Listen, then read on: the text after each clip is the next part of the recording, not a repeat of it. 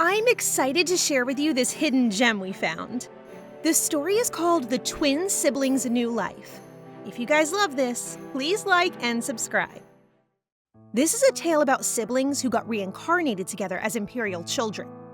Their lives, however, were hardly glamorous and likely caused them trauma.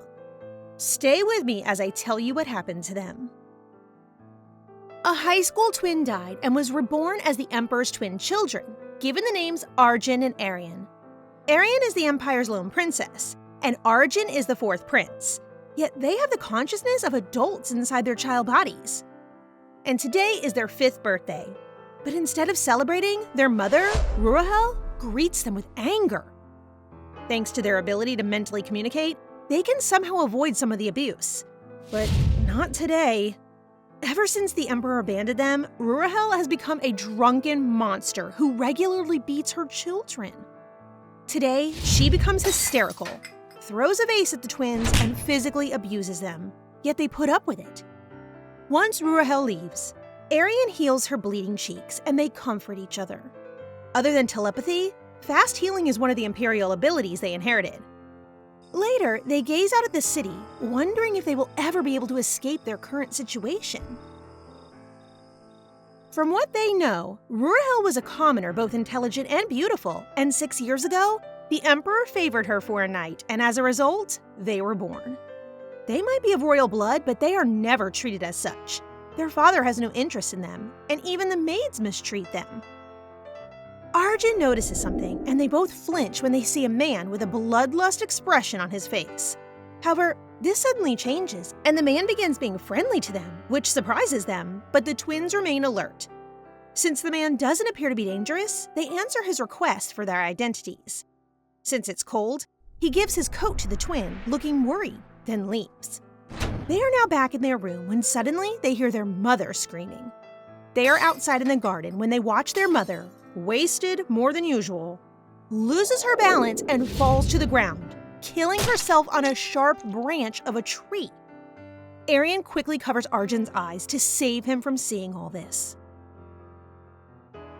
One night has gone by, yet their mother's body remains untouched in the garden, and the twins, particularly Arienne, has been unable to sleep. When they see Imperial Knights marching by and ignoring Ruahel's corpse, they get suspicious and hide. The Knights enter their house and start looking for them. The twins get terrified when they discover that they are their target and so plan to hide in the woods, as they are certain that the Knights are likely there to kill them now that Ruahel is gone, and since they are considered a disgrace to the Empire. They finally get out of the castle and run, but to their surprise, the search party has already reached the forest. Lack of sleep and exhaustion are already taking a toll on Arienne's body, and she's starting to lose consciousness, which worries Arjen. The Knights notice Arjen's voice, but when they get caught, the Knights surprisingly express worry for them. The Emperor then makes an appearance and gives commands to the Knights, while Arienne faints at the sight of him.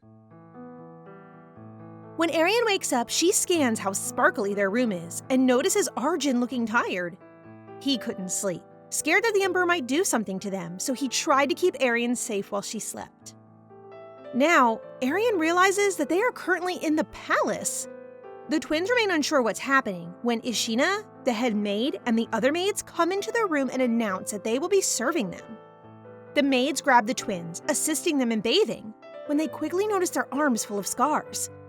They begin making derogatory comments about them, but are quickly silenced by Ishina's discipline.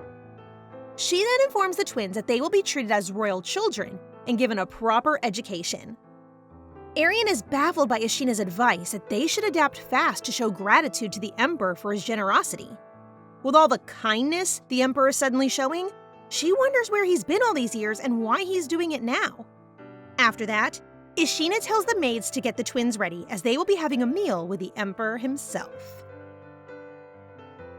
While she waits for Arjen to change clothes, Arienne can't help but wonder what the Emperor is up to now that he's acting like nothing happened after abandoning them for 5 years.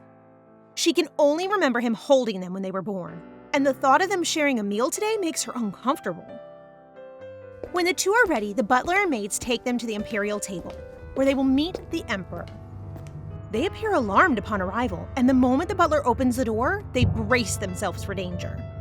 They greet the Emperor, but refuse to heed his invitation to sit.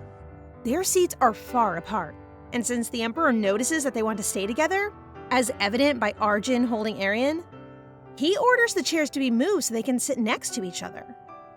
Arienne finds it difficult to eat with the Emperor, whereas Arjen eats like a robot. Chew, swallow, and repeat.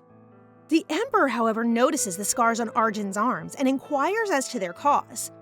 Arjen then quickly covers it, and Arienne tries to shield her brother from him.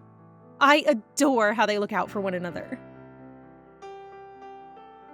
Arienne glares at the Emperor as if he doesn't know they're suffering. When the Emperor asks if Ruahel did that to them, they get scared because of his imposing presence. Arienne interrupts Arjen while he's trying to explain, telling the Emperor to stop staring at their scars. She's afraid that the Emperor, of all people, will discover their hidden pain through their scarred bodies. And as a result of her pent-up feelings, she yells at him, shocking everyone. While shaking and panting, she tries to continue, but she faints. After seeing this, the Emperor wonders if his decision of abandoning his twins were correct. They are his illegitimate children and the Emperor's weakness. He couldn't kill them when he saw their golden hair, so he chose to hide their existence. Arienne wakes up in their chamber crying, while Arjen scolds her for what she did while still hugging her and telling her it's not safe to do something like that again. She can't believe that they are still alive after defying the Emperor, and what makes it even weirder is that she remembers the Emperor carrying her. The following day, they are awaiting their punishment, but nothing happens. They are relieved when one of the maids proposes going to the garden. When they arrive, they can't believe how beautiful it is compared to their home. And because the maids are watching them, they try to act like their age by playing with flowers. A young man approaches them, and they recognize him as the noble they met before. But now he has golden hair. The man introduces himself as the second prince and starts playing with them. Arjen uses telepathy and tells Arienne that he recalls that the second prince is only 10 years old. Although they are stunned by the fact that he appears to be an adult, their thoughts are interrupted when the second prince begins insisting that they refer to him as Alex. He then asks for their nicknames as well, but they don't have any. Well, he doesn't think that they need one because their names are pretty enough as they are. And he also reveals that they are the only ones in the family to have been named by their father. The remarks did not help them feel better, rather made them angry how lightly they talked about family. Arienne injures her hand from over-squeezing the flowers, and Alex attempts to treat it when he notices all of the scars on her arm. He grabs her, and like their father, begins to question her. Arjen shakingly tells him they are sorry, the same chant they repeatedly have to say to Ruahel every time she hits them. He lets go of Arienne and apologizes, stating that he is merely concerned since it could have been a poisonous insect and they are not pure blood, which means their healing power isn't as strong. The twins get curious and ask about pure blood. Basically, they are a family blessed with incredible magic and golden hair. Alex then explains that since they're illegitimate children, they will not have a manifestation. To explain, from a very young age, a member of the imperial family will undergo manifestation, and their body will resemble that of an 18-year-old. And after they reach the age of 19, their bodies will begin to develop again, and most surprisingly, they will cease aging at the age of 30. This is why Alex looks like an adult while being only 10 years old. But because they are half-blood, they will probably have to grow like a normal human. Arienne agrees to have him heal her and reveals how they got them. Alex admits that he knew about their existence, but did not bother to approach them before, since he assumed they manifested and weren't mistreated. He warmly welcomes them to the family and gives them unknown light magic. 2 royal knights pick them up and carry them as they are about to go back to their rooms. Ishina assures them that being carried is very common for young nobles, and in fact, will be quicker for them because of their slower growth. She then gives them a heads up that she will be starting to take care of their education and necessities. They have everything they could want, from expensive clothing and tasty treats to expensive things for their room, and lengthy hours of learning. They have no idea how many subjects they are studying, and their hands are already trembling from all of the writing. Not only that, but they must also learn to act like a royal, speak like a royal, and think like a royal. The twins are going crazy. Ugh, can anyone help them? Other than having golden hair, the twins are just like any other 5-year-old. They are now taking a break and relaxing in bed, and the weather tempts them to go outside, but they can't since the servants will follow them everywhere, which will be very annoying. However, upon checking near the door, all the servants are gone. They then freely go outside, running and rolling around. Since then, the forest has been their friend, so they look very happy to finally lay in the grass. They remember how they always ran away from Rahel, and so the forest became their safe haven where they could relax and forage for food. After a while of relaxing, they decide to climb a tree nearby. Arienne is the first to hurry and climb, but she slips due to her uncomfortable shoes. Just as she is about to fall, a guy with red hair appears and catches her. They have no idea who the guy is, but to their surprise, he knows their names and tells them he is glad to finally meet them. The servants burst in just then to say that they've been searching for them everywhere since they suddenly disappeared from their room. But since the two went out knowing there were no servants there, this makes no sense to them.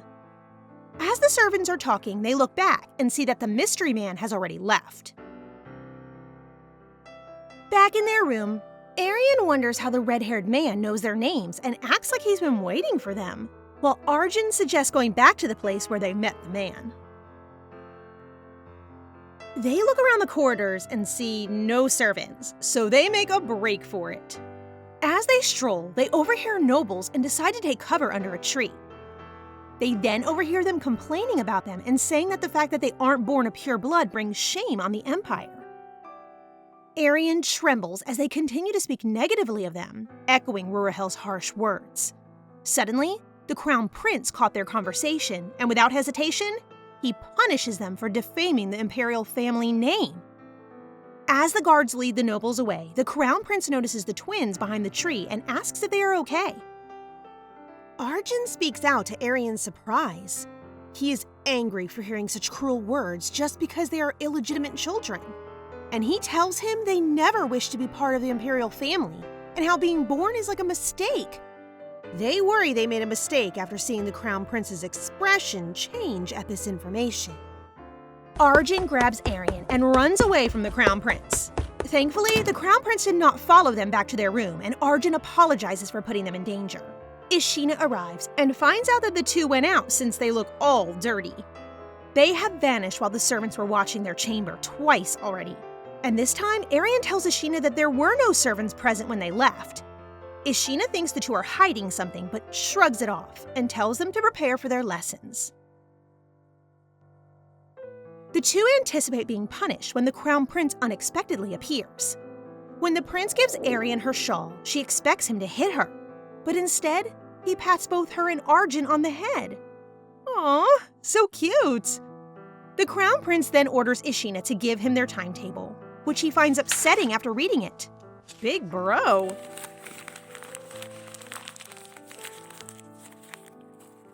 While the Crown Prince is lecturing Ishina for making them do an excessive amount of studying, he uses a magical barrier to protect the twins from any further criticism.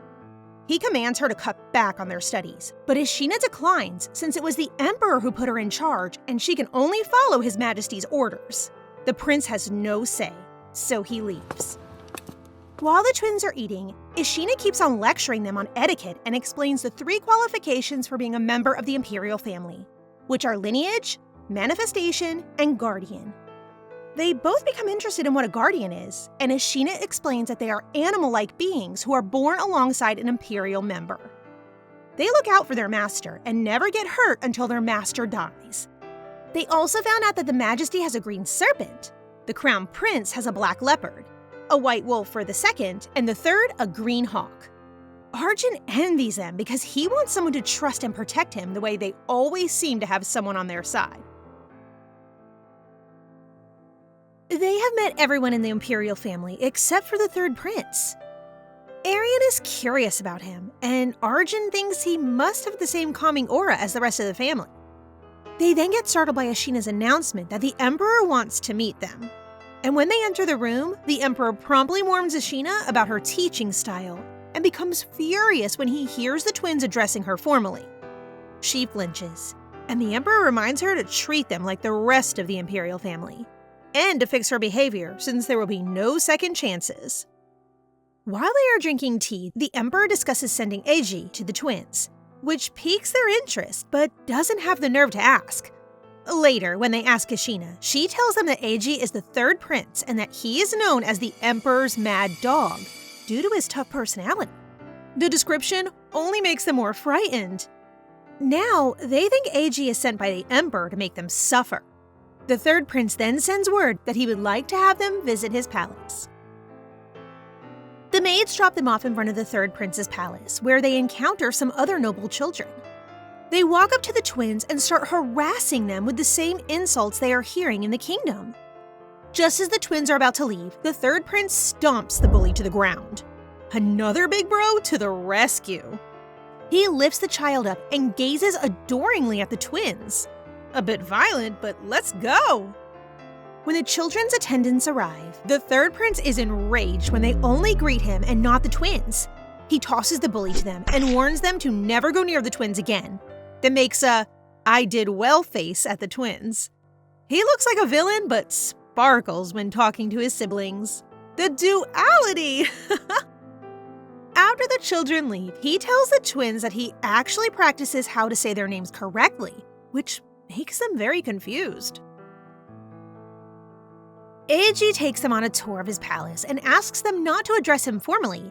Instead, call him Big Brother. When their snacks arrive, Eiji wants to feed Arienne and asks to be called Big Brother. They didn't expect the mad dog to act like this, so they think that if they don't do what he says, he might become violent toward them as well. Arienne tries her best to act cute, much to the delight of the third prince. Arjen, of course, gets a taste of the pudding as well while acting cute. The pudding is so good that they don't have regrets. After they eat, they get on a horse, and Arienne forgets and talks to Eiji happily, which makes him very happy. He then shares that he plans to give them a ride on his guardian, the hawk, when they are bigger. Given the discussion about guardians, Arjen uses telepathy to express his hope that both of them will be able to trust someone one day. Arjen may be calmer than Arienne, but he is deeper than we think. The twins feel relieved when Eiji waves goodbye. As they are walking back to their room, Arienne informs Arjen that something is off because Ashina isn't there to welcome them home. Instead, they are asked to go to the tea room. When they peek inside their room, they see the Emperor's furious face and Ashina on her knees in front of him while everything is a mess. Ashina tearfully accepts the Emperor's punishment for her failure to ensure the twins' safety and tells her something serious could have happened if the children had not left. It looks like something happened while they were gone. Assassination attempt, maybe? He notices the twins, so he returns his sword and asks Ashina to gather all the servants to prepare the twins' stuff. The twins breathe a sigh of relief, knowing that he will not kill her. They are both communicating mentally as the Emperor calls them and informs them that they are moving to another place. A place only the Emperor can use, and that place is his room. They were both shocked and speechless. Entering the Emperor's room, they both feel awkward about their new setup. And if they could only ask Ashina about what's happening, they could definitely get some answers since she's the only person who is not a bully and tells them all the necessary information.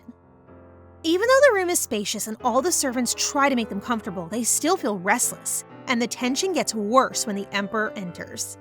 They look at each other, and Arienne asks him what he wants from them.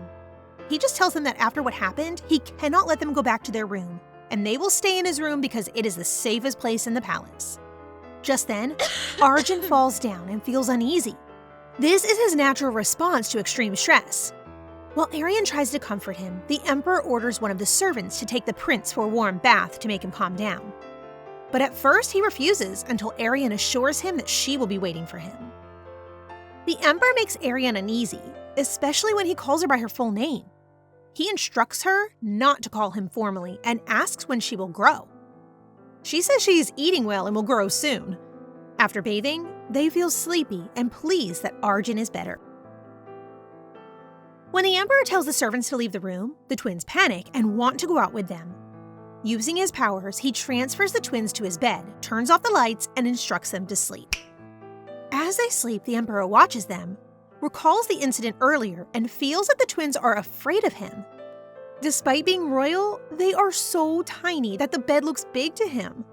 Their tiny bodies and hearts are full of scars, and they only rely on each other, leaving the Emperor at a loss for how to treat them. Jason appears and rants about why he acts all worried now, after all those years when he never protected them. He points out to the Emperor that the scars on the twins' bodies will be permanent evidence that he failed to protect them. He even mentions how he uses the contract with Ruahel as an excuse. The Emperor cannot believe that the twins' guardian is such a wolf. And while caressing Arienne's hair, Jason says he is only a kind and affectionate red wolf to his masters and whispers to them that he is late, but not anymore. Arienne panics when she wakes up in a new room with all the maids waiting for them. While the servants change them, she looks at the clock and is amazed that they slept till 2 p.m. She thinks that if Ashina is there, she will wake them up early so they have time before the day starts.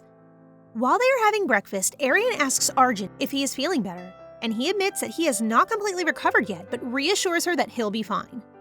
This makes her worry even more. After breakfast, the Emperor sent some presents and more toys for them to play with since they are not allowed to go out without his permission. After completing the puzzle game, drinks are served, and again she thinks of the difference if Ashina was there and wonders what happened to her.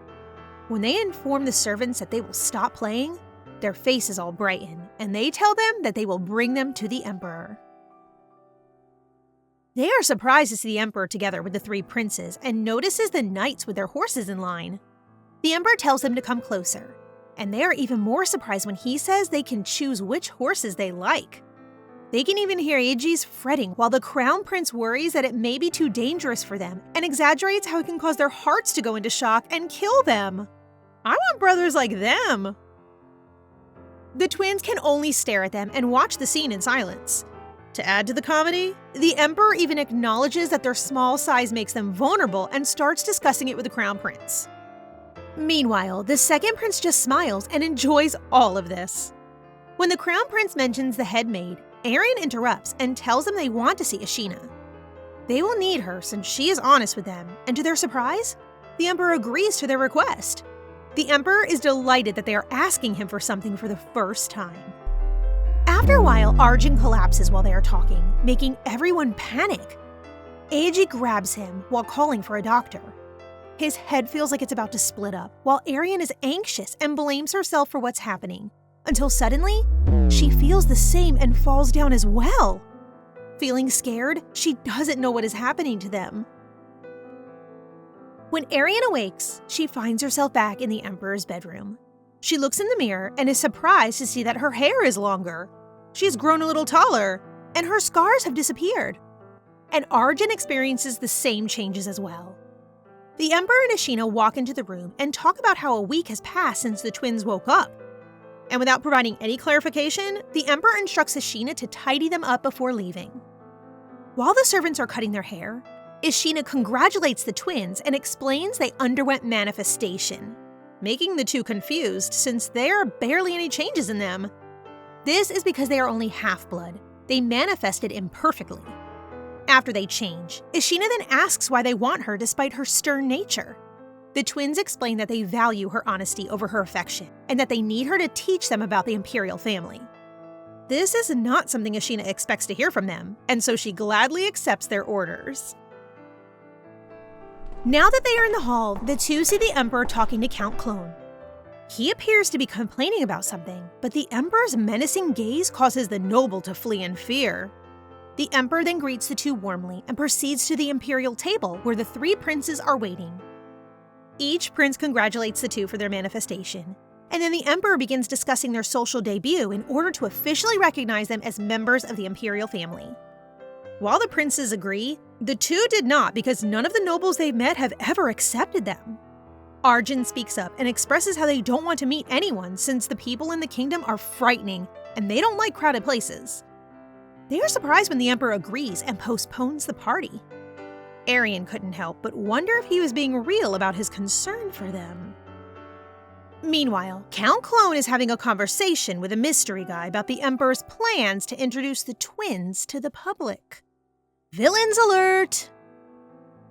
The next day, the maid informs them that the Emperor has given them permission to freely walk 3 to 4 hours a day with a few servants to escort them. This confuses them again. It appears that the Emperor has given regard to what they said yesterday and is now being considerate. but this does not imply that they have forgiven them. They come across the head of the Rosia Ducal family and his son as they stroll, and they greet the twins formally. This is the first time they encounter a noble who treats them with respect. However, that seems far from the truth. When the twins walk away, the Duke stares at them from afar and removes his gloves, calling them filthy. While the twins continue walking, a mysterious guy watches them from a tree and casts black magic on them. Arienne notices the black magic and knows that if they are struck by it, they will die instantly. It hit them, but thankfully, the light magic the second prince gave them served as a shield, protecting them from the blow. The knights quickly search the surroundings, while Ashina explains to the twins that the attack is likely a bloodthirst, a magic that harnesses power from curses, and their target must be the twins.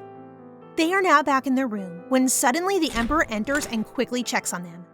Even the three princes rush in to make sure that they are all right and decide to kill the assailant. The second prince casts stronger protection magic on the twins, straining his body. They all make promises to look after the twins, leaving the two puzzled again, since these actions are so new to them that they don't know what to believe anymore. They feel warm, as if they're really part of the family. Dear, you two are!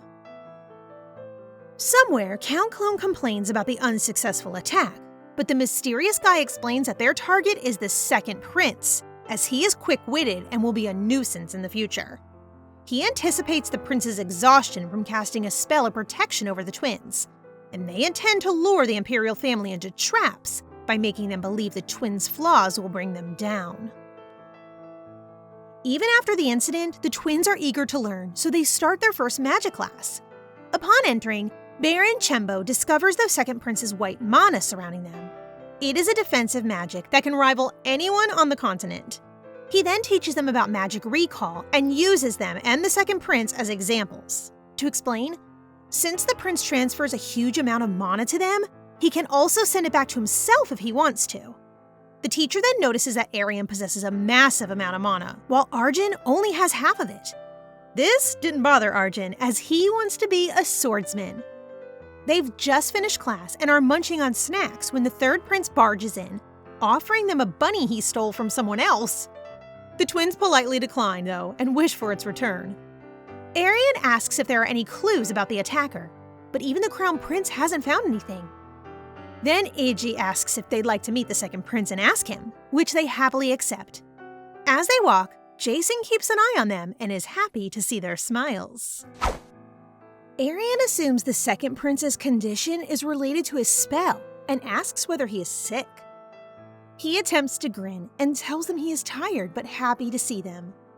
As they are going to have tea together, one of the knights runs up to Eiji and gives him a message to return to his palace immediately. The twins believe it is important because he leaves quickly, while Alex understands what's up. To change the mood, the second prince asks them to have tea with him, but he cannot endure what he feels, so he just tells them to play on their own and orders the knights to escort them. The twins can see that he is not in good shape, but they want answers to their questions, so they trick the maids so that they can enter the room of the second prince. Inside the room, they hear an unfamiliar voice. He introduces himself as the second prince's guardian.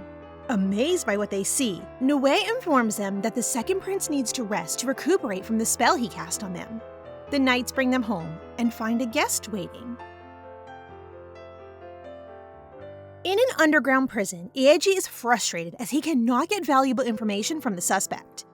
His guardian explains that the man is a grimoire merchant, and he caught him at the back gate of Count Clone. He then adds that the man has been spotted selling illegal grimoires to the Count for the past month. His guardian calms him down and tells him to investigate further. After all, hunting is their specialty. Meanwhile, the so-called brain is now in front of the twins, asking them to be their friend. Really? The Emperor introduces the guest and says he would be a good friend. Still astonished by it, the twins think the Emperor actually listened to Arjen when he said that nobility scared him and is now attempting to address the problem by having a friend their age. Arienne almost says thank you out loud. Inside the playroom, the three read a book, and as they go through the pages, they see a picture of the Empress, who looks like the second prince. Arienne imagines the Empress and the Emperor as a perfect married couple. But then she also wonders why he chose Ruahel. As Arienne thinks of the past, she feels everything doesn't make sense and asks their playmate if he can tell them more about the Emperor and the Empress. During breakfast, the Crown Prince and Aegae argue over what they should do during their break time, but the twins decline as they have already agreed to see young Master Rosea. On their way to the playroom, they think about why the Emperor took them and need more information to decide whether to trust him. They tell the servants to wait outside since they will be talking privately.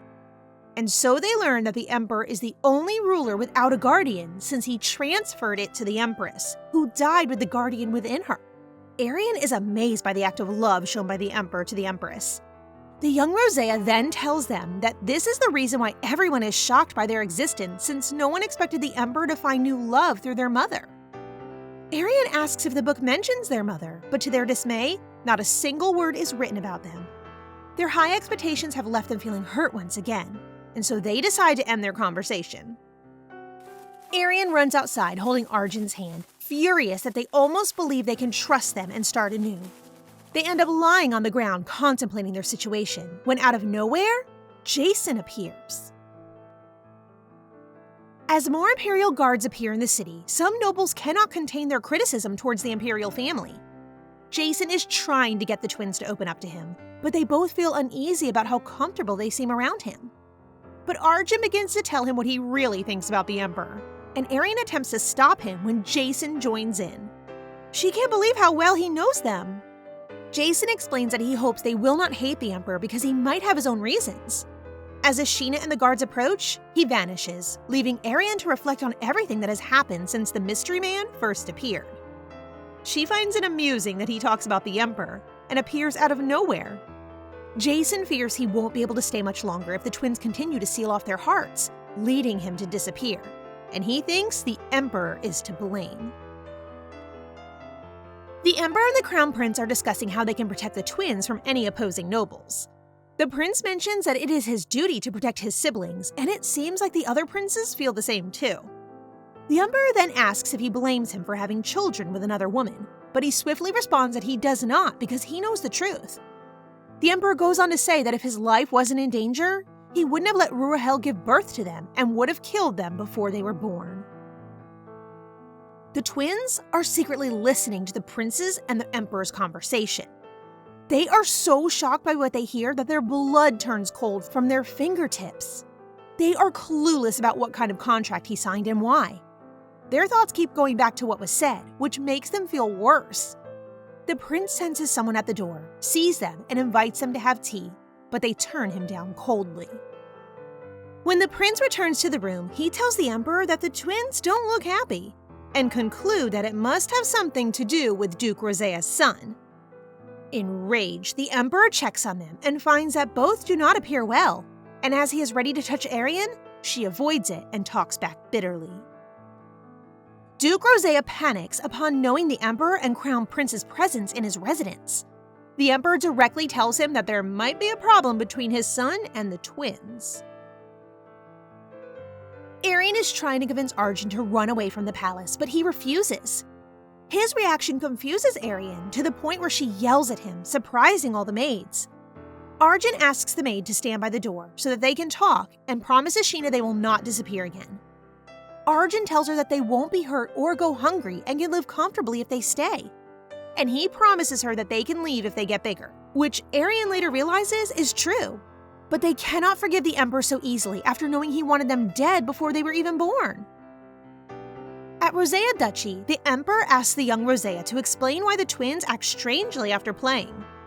He informs them that he just answered their questions about the late Empress. The Emperor orders him to go into details, and the young noble shares that he believes the twins miss their old life and mother. They are upset that their mother was treated differently than the late Empress, and find out that no record has been written about them, which makes them resent the Emperor. Based on his assumptions, the Emperor decides to return them to their old room and explain that once Delorina Castle is done, they can move there, leaving them more confused. Did a kid just manage to manipulate an emperor? Hand palm emoji. The twins now think they are being totally kicked out of the palace, returning them to the far more dangerous castle of Delorina. This is why communication is important. The Emperor's actions, including the restoration of their room and now rebuilding the Dellarina castle, seems like acts of charity for them. It's just that everything the Emperor does makes little sense. In the meantime, the Crown Prince confronts Count Clone, who confesses that he did, in fact, meet with Duke Rosea the day before. The Crown Prince is curious about the Count and the green-haired guy, since their presence on the Duke's property raises suspicions. He walks away without further explanation, making the Count nervous. Back in the twins' room, the second prince arrives, looking better than in the past days, and asks them for a walk. While out on a stroll, he realizes that the twins are unresponsive, so he asks them to tell him what's going on because they're family. But to his surprise, the twins disapprove of the term and inform him that they are being returned. The prince tries to explain, but the twins' hearts are too closed to understand. The family thing is all pretend to them, and when they ask him why they are not in the records and why they are abandoned, the only response they can come up with is that they are illegitimate children. The prince's guardian worries that Jason is in trouble since the twins' hearts are full of hatred. Alex initially met the twins because Jason, the fifth guardian, had revealed himself to him and asked to save the twins from the violence and hate they were experiencing. Since guardians draw their power from their master's joy, the twins' distress is weakening him. Back in the present, Count Clone visits the Duke Rosea dukedom and complains about the odd question asked by the Crown Prince earlier. However, the Duke is unconcerned since he doubts the Crown Prince saw Riolu, because he did not mention the strange man in the hood in his questions. This worries the Count since there is no guarantee the Duke will not abandon him, and he thinks he must try to find a way to survive on his own. Arienne asks Ishina why they still try to serve them when they are being kicked out, which surprises her. Ishina then explains that the Emperor never mentioned exiling them and assures them that every decision he makes is not to transpire them. She tries to tell them how precious they are, but Arjen lashes out, thinking it all does not make sense. Just then, Alex suddenly barges in and starts sharing the truth about why they were left behind. While in town, Eiji and his guardian are able to track down Count Clone. Gotcha! The twins were shocked to learn that Ruahel could kill the Emperor.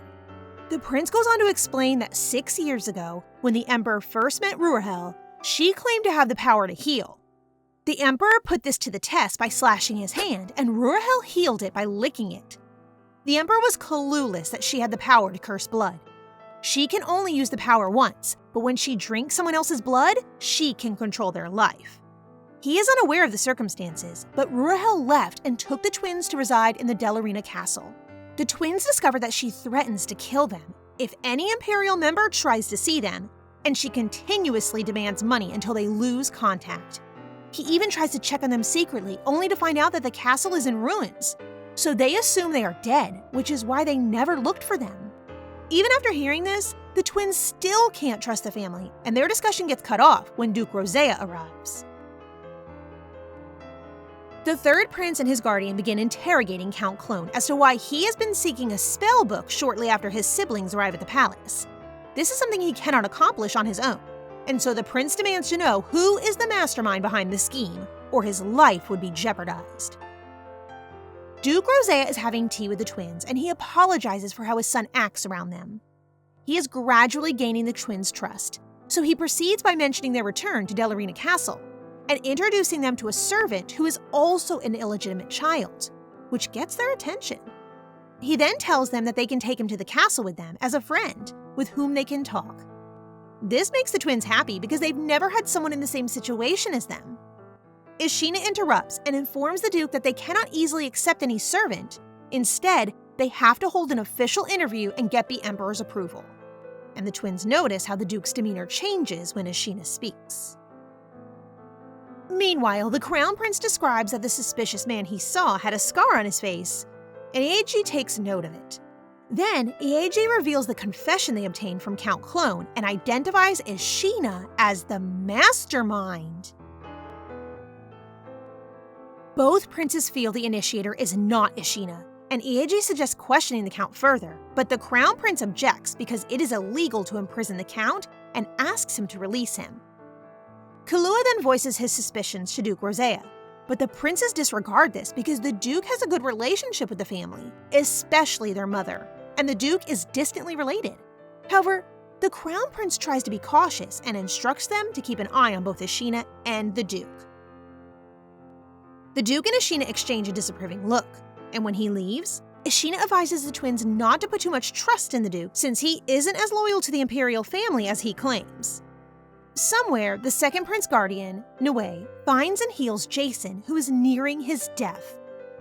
Healing him is the prince's request, and this is only temporary as long as the twins continue to resent their royal status. He will remain chained. Meanwhile, Count Clone has been released, though under the supervision of the third prince. Riolu then welcomes him home and calls him father. Nue goes back to the second prince and reports Jason's condition. Alex wishes to cast greater healing magic on Jason, but Nue reminds him that the Emperor and the twins must resolve this issue on their own, or his help will be useless, to which the prince agrees. The twins go to the Emperor the next day and request that they bring a servant of their choosing back to the Delorina castle, which the Emperor agrees to without issue. However, Ashina is internally conflicted since she believes the Duke is suspicious. But when she sees the twins happy, she can't help but throw her concerns away. When they leave the Emperor's room, Ashina and the twins talk, and they tell her they really like the servant. Since she can't stop them, Ashina plans to go to the castle with them to ensure their safety. Later, the Duke receives an imperial letter stating Riolu has been accepted and will start his training as the twins' servant. The Duke laughs at how easy it is to control the twins simply because Riolu and the twins are both illegitimate. But Riolu views his difficulties as far greater than the twins. Ruahel and the castle have been giving Arjen nightmares. Thankfully, Arienne is there to help him. As their return to the Delorina castle approaches, the traumas begin to surface. But Arienne believes they are stronger than before, especially since Riolu is coming with them. The twins welcome him, and instead of training him as a servant, they simply play with or eat with him. He even questions whether they are truly royals based on how they act, but Arienne explains that they are still not used to royal etiquette because they have been living in a castle where they were abused and usually hungry. In the meantime, the Crown Prince's suspicions are heightened after a knight reports that the Duke has been meeting with disreputable nobility who are opposed to the imperial family. Ieji is wary of the suspicious man Lloyd has described and plans to catch him, but for now he visits his younger siblings, and to his surprise, he finds Riolu. I have to wrap things up for the time being. What do you think will happen next? Will it be possible for Ieji to catch Riolu? I sincerely hope the Emperor and the twins have a proper conversation and put an end to all of the misunderstandings. I'm also concerned for Jason and the second prince.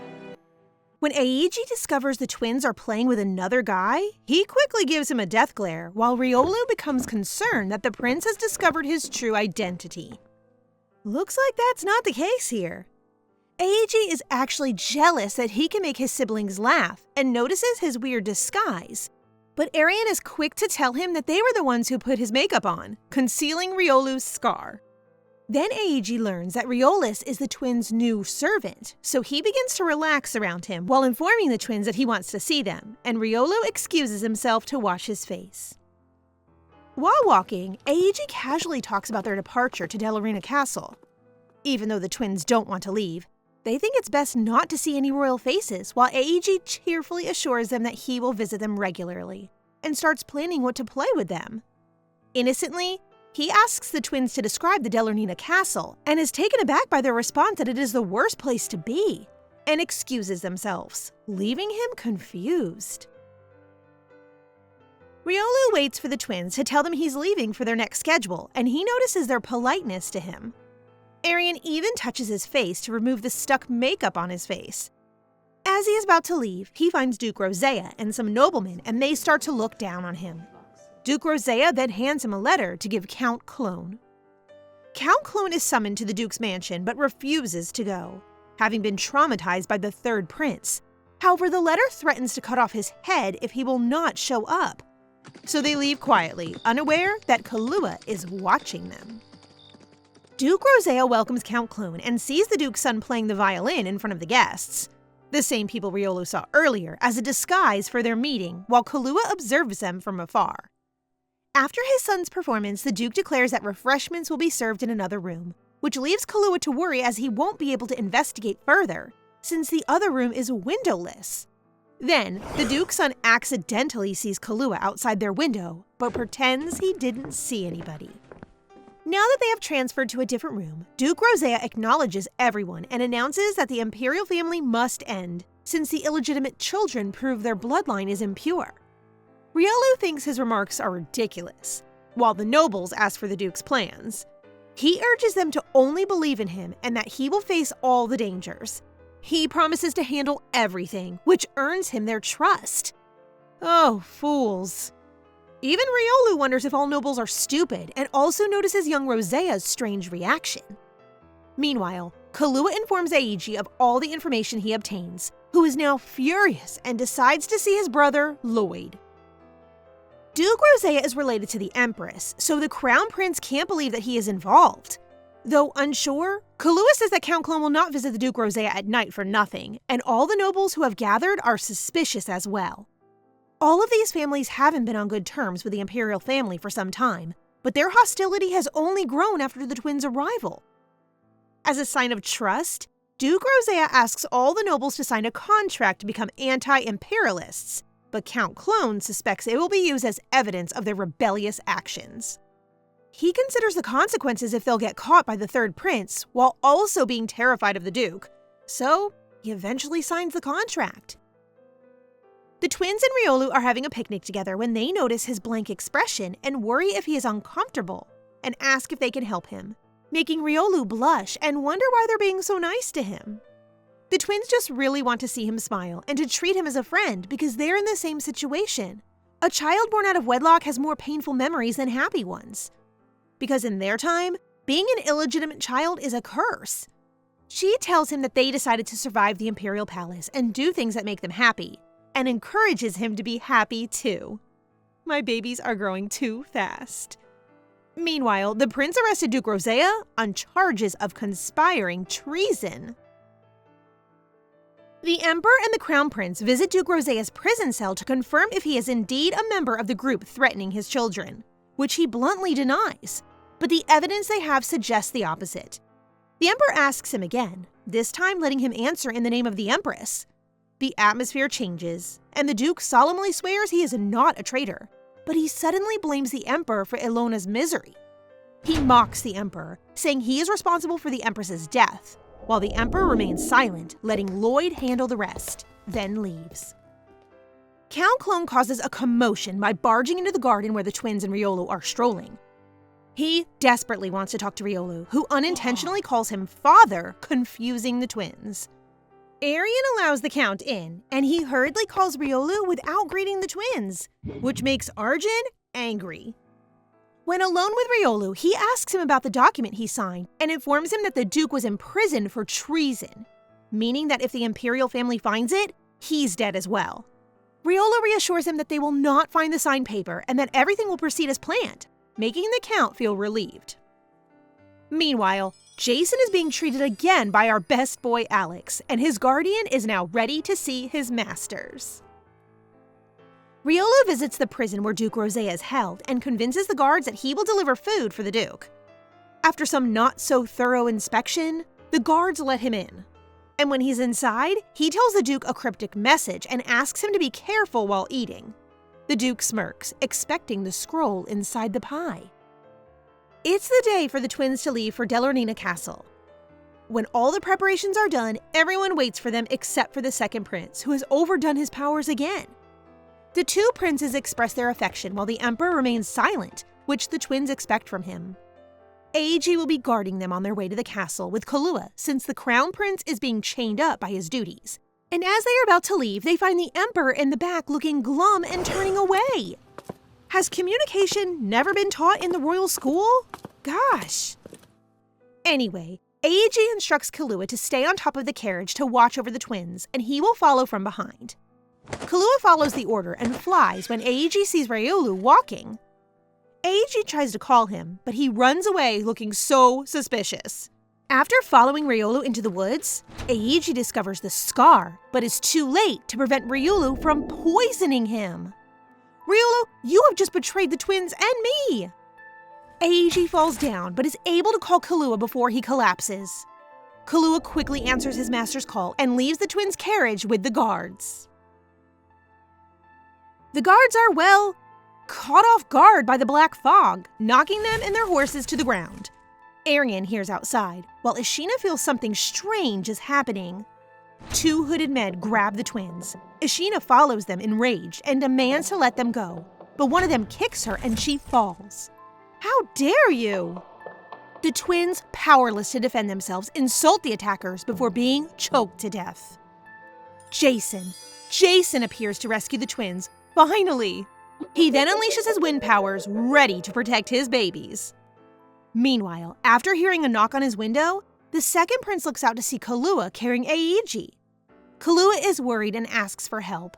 He believes that Eiji was poisoned.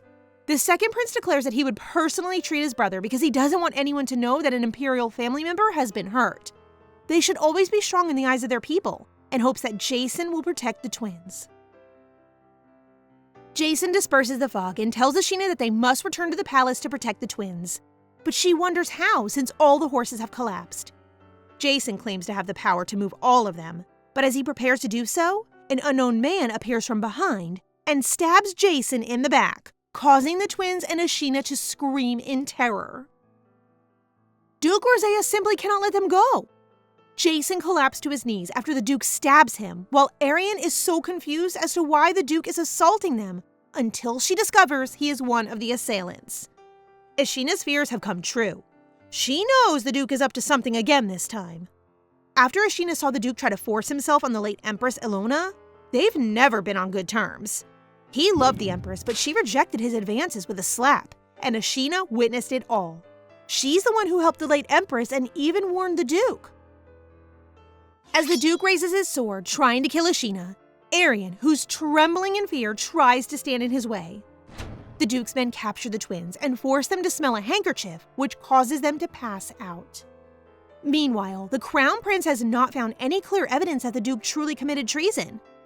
When he arrives at the Second Prince Castle, he is greeted by a dying-looking Alex. He in Niue used so much power to heal Eiji, and if not for his royal blood, the poison may have easily killed him. This makes their decision more serious. Kahlua then shares that just before Eiji passed out, he told them about being tricked by a man with a scar on his face, most likely the same figure the Crown Prince saw before. The Crown Prince orders Kahlua to find the location of the twins, while he goes after the man who tried to poison Eiji and orders Alex to stay. Their father has left the palace, and because nothing is certain, they decide not to bother him. Arienne wakes up later than Arjen, and instead of worrying about herself, her first concern goes to her twin, then to Jason and Ashina. When they hear the Duke has killed the two, the twins start to tremble in shock and start blaming themselves, thinking that they should not have gotten close to anyone. He points his sword towards Arjen, stating that their deaths will benefit the Empire, but the time is not yet ripe. He announces that he plans to display their bodies in the capital's plaza, where most people gather, and that is where he will expose the Emperor's secret of having illegitimate children. It will shatter the people's faith that illness or death cannot touch the imperial family, and no one will even question him since they have golden hair. Then the authority of the imperial family will also be weakened as the rumors spread, and all this for the sake of his revenge on the Emperor. This guy needs therapy. He wants to witness the look of despair on his face when he learns of their deaths, since the Emperor really loves them, which is the opposite of what the twins are feeling. There is no way that the Emperor treasures them, or so they believe. Upon searching for the scarred man, the Crown Prince discovers that the Duke has fled using a teleportation scroll handed to him by Riolu. He then shuts off Rosea's estate and launches a manhunt for him. Meanwhile, Jason, who is carrying Ashina, appears before the Emperor. Both of them are still alive but critically wounded, and so the Emperor realizes instantly that his children are in danger. Jason explains that after regaining his senses, the only person he saw was Ashina. The Emperor is so mad that he doesn't understand why he couldn't protect the twins, then learns that Jason's power is so weak because the twins don't feel even a little bit of pride about being royal. The Emperor lets him go, calling medics to heal them, while Jason shares that before Ashina lost consciousness, she was able to reveal the name of the Duke. Excellent job till the end, Ashina. Just as the Emperor is about to leave, he unexpectedly apologizes, telling Jason that he is at fault since he should have fostered pride in the twins. And then Jason would have been able to save them. Yup, best at worst communication goes to you, Emperor. But there is still room for growth, so go save your twins. Back to the twins, Duke Rosea leaves them for a while in the hands of the attackers, making escape much more difficult. They start insulting them, and the twins become quite bored hearing the same old pattern, so they start to insult them back. The poor lad's pride is hurting, and they begin to threaten the twins with bloodthirst magic. Gosh, they can't even take a child's insult? Meanwhile, the Crown Prince is interrogating the young Rosea when the Emperor arrives. The Emperor learns that the Duke indeed escaped prison, confirming the suspicions, and begins threatening the young Rosea, demanding to know where his twins could have been taken captive.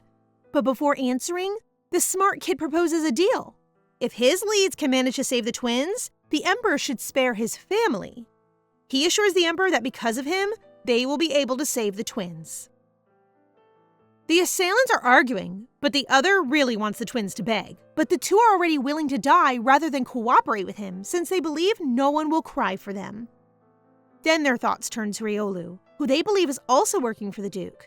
In the end, they have no one they can trust, and the two people they relied on are no longer there. The man in black is becoming irritating, so the twins, whose hearts have hardened once again, let him know that they are not afraid of death and will never surrender to the likes of him. He begins to get angry and throws a bloodthirst to the two, but luckily, the magic Alex placed in them has protected them. The radiance rises up to the sky, where it can be seen by everyone on the continent. The Duke purchases a powerful black magic scroll and notices that the light is coming from the direction where he locked up the twins, so he rushes back. While the Crown Prince and the Emperor discover the same thing and realize it was Alex's protection magic, so the twins are still safe. Kahlua, who is trying to make up for leaving the twins behind, quickly arrives before them to fly them where the light is. Let's go! Time to beat the Duke! The twins take advantage of the attacker's temporary blindness and try to flee, but are quickly recaptured. The attacker is becoming increasingly violent, but thankfully, someone comes to their aid. And to their surprise, it's Riolu. Riolu quickly unties them, but the twins are still doubting his actions until Riolu's expression appears to be regretful, and he even mentions that he is glad they are safe. However, now's not the time to reconcile, since the two men awaken from the hit. Riolu plans to distract them while the twins can go ahead and escape first. And to convince the twins that he is on their side, he tells them that he is actually trying to save his father by helping them. He joins forces with the young Rosea because they both know the Duke's plot will fail, and that the only way to keep their family from being severely punished for their connection with the Duke is to save them. So this is why young Rosea proposes the deal. Riolu defends as the two men begin to attack. He is strong, but not powerful enough to take on two men, so he gets knocked to the ground. While the attacker keeps harassing Riolu, the other one turns his attention to the helpless twins and is about to touch them when the wall cracks open. The attackers tremble at the sight of the furious Emperor. Never in their wildest dreams did Arienne and Arjen imagine the Emperor would come to their rescue. In his rage, the Emperor unleashes a torrent of mana, ready to beat the hell out of them for messing with his children. Finally, father to the rescue! The assailants have a hard time believing that the Emperor himself has come to save the illegitimate children, as they call them. The Emperor tells them, as if speaking to the twins, that they did not kidnap any illegitimate children, but rather the Empire's prince and princess. To top it off, the way he proudly refers to them as his children confuses the twins. The attackers, who are now desperate to live, grab the twins and take them as hostages. The other one is releasing a bloodthirst to threaten the kids, but Riolu sneaks from behind and kicks the attacker, giving the Emperor the chance to grab his children using his powers and gently carry them. The Emperor looks at them with so much love and checks their condition before covering their eyes with magic. With one hand, the Emperor unleashes a powerful magic that brings the two attackers to their knees in fear and is now begging for mercy. Who said you fools were allowed to talk? The Emperor shows no mercy, and the attackers can only cry out in anguish. That's what you get for hurting our babies. Meanwhile, Lloyd and Kahlua are outside the mansion, witnessing the Emperor's great power being unleashed. As far as the Crown Prince knows, the Emperor has refrained from using his power since it is so strong. But the kidnappers deserve it this time. The two are still confused as to why the Duke chose the Empress's old estate as his hiding place. The Emperor's power burns the attackers to ashes. I'm expecting some groaning and bleeding, but turning them to ashes proves how powerful the Emperor is. He then directs his attention to Riolu, and Arjen informs him that he is the Duke's subordinate, causing the Emperor to unleash another round of his tremendous power. But Arienne suddenly confirms that Riolu tries to save them and is not a bad guy. And look who finally shows up. The Duke. He looks so sure of himself that he could beat our Emperor right here. The Emperor makes the Duke drop to his knees with ease. And for the last time, he shows the Duke mercy in light of his relationship with his wife and tells him to return to the Imperial City obediently. The Duke won't stop blaming the Emperor for the death of Empress Ilona, and the twins are listening quietly as the Emperor tries to clear things up. Ilona was terminally ill with only 3 years to live, so he transferred his guardian to prolong her life. But this did not prevent her death. The Duke fires back, claiming Ilona should have been his wife if the Emperor hadn't stolen her, as though he's certain she'd choose him. His obsession is making him crazy. The Duke continues to attack the Emperor by accusing him of having a mistress. The scroll has the effect of destroying someone's mental state, turning the Duke's hair white and leaving him forever incapacitated. Riolu coughs up blood, causing the twins to worry and rush over to see if he's okay. The Emperor knows that this is because of the boomerang effect of the bloodthirst scroll he used. Seeing the twins' troubled faces, he orders Lloyd to bring Duke Rosea and Riolu back to the palace for medication. Kahlua still can't stand Riolu for hurting Ieiji, while the Crown Prince warns him to prepare for punishment for hurting the third prince, which Riolu accepts. However, he begs the Emperor to spare the Rosea estate. And soon, the Emperor figures out that he is the trump card the young Rosea is so sure of. The Emperor agrees with Riolu since he sacrifices himself to protect the twins, and he will lessen their punishment. Riolu apologizes to the twins for putting them in danger and becoming jealous of their happiness, and realizes he made himself believe that illegitimate children are destined to be miserable.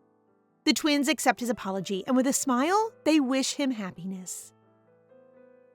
Finally, the case is now closed, and the twins are left with the Emperor. The Emperor is aware that the twins are in pain being with him and decides to help them be free. This time, he calls them as his children directly and promises to never abandon them again. The twins still believe he should not be forgiven, but his words, just like the sunset behind them, are so warm that they can't hold back their tears while the Emperor rushes to hug them. This is the first time they have ever had such a warm hug. The Emperor is prepared to hear anything they have to say. Arienne breaks down in tears, confesses how she hates the Delernina castle, and begs him not to send them there. The Emperor realizes how inconsiderate he is for not thinking about their suffering and embraces them once more. The twins, who have kept their emotions buried for a long time, are finally letting their feelings out and expressing their hatred for him. The twins can feel the Emperor start to tremble while he tells them how deeply sorry he is and expresses how he actually wants them to stay with him. And after a while of crying, the twins fall asleep in their father's arms. At last, they have communicated. Who's cutting onions here? Meanwhile, the Crown Prince delivers the Duke to his estate and informs young Rosea of their punishment. The Duke will be under lifelong house arrest. Assets except for their mansion will be confiscated, and he will be banished for 10 years.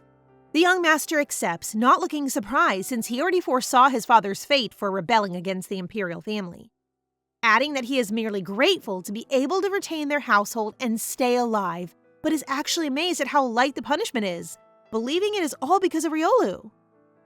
When the twins wake up, their father is the first person to greet them.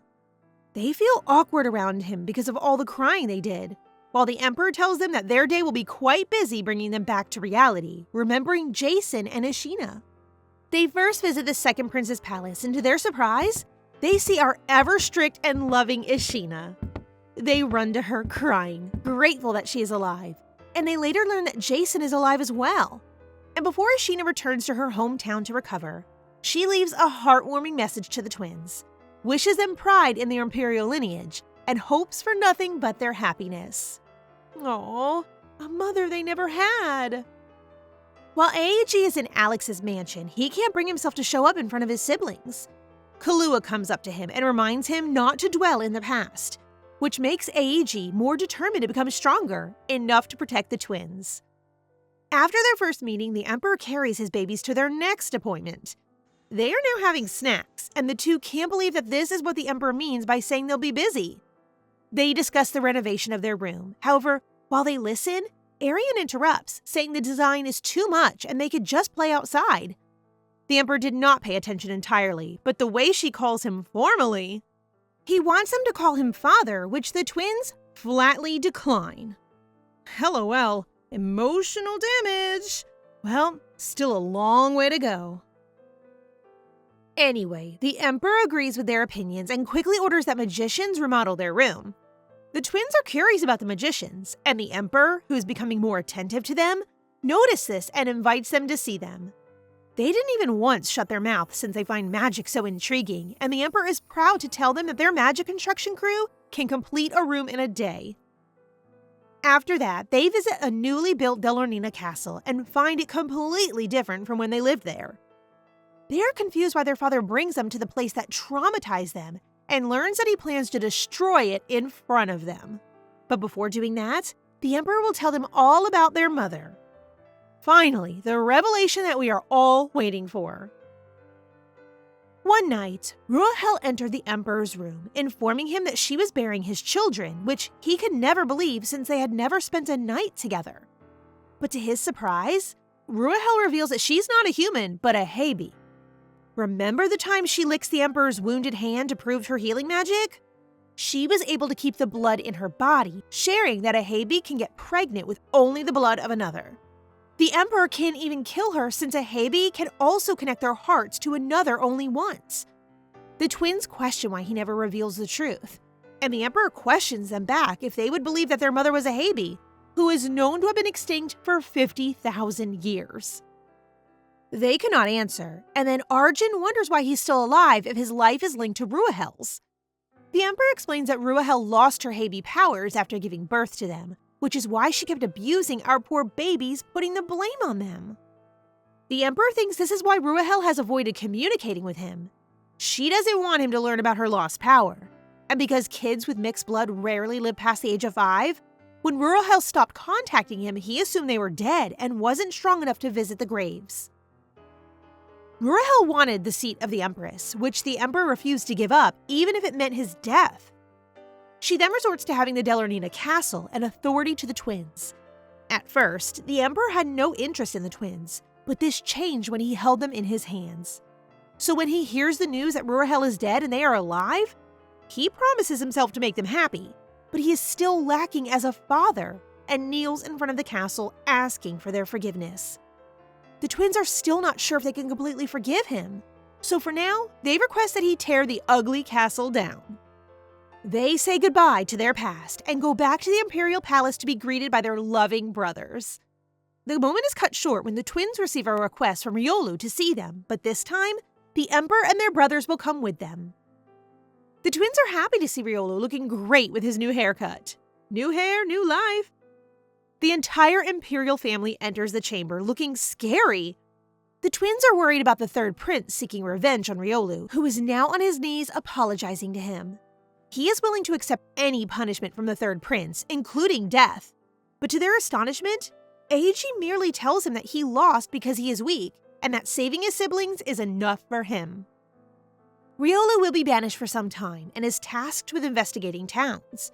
He expresses gratitude to the Crown Prince for giving them a chance to atone, and young Rosé remarks that no other empire will show mercy for such crimes, except the Imperial family.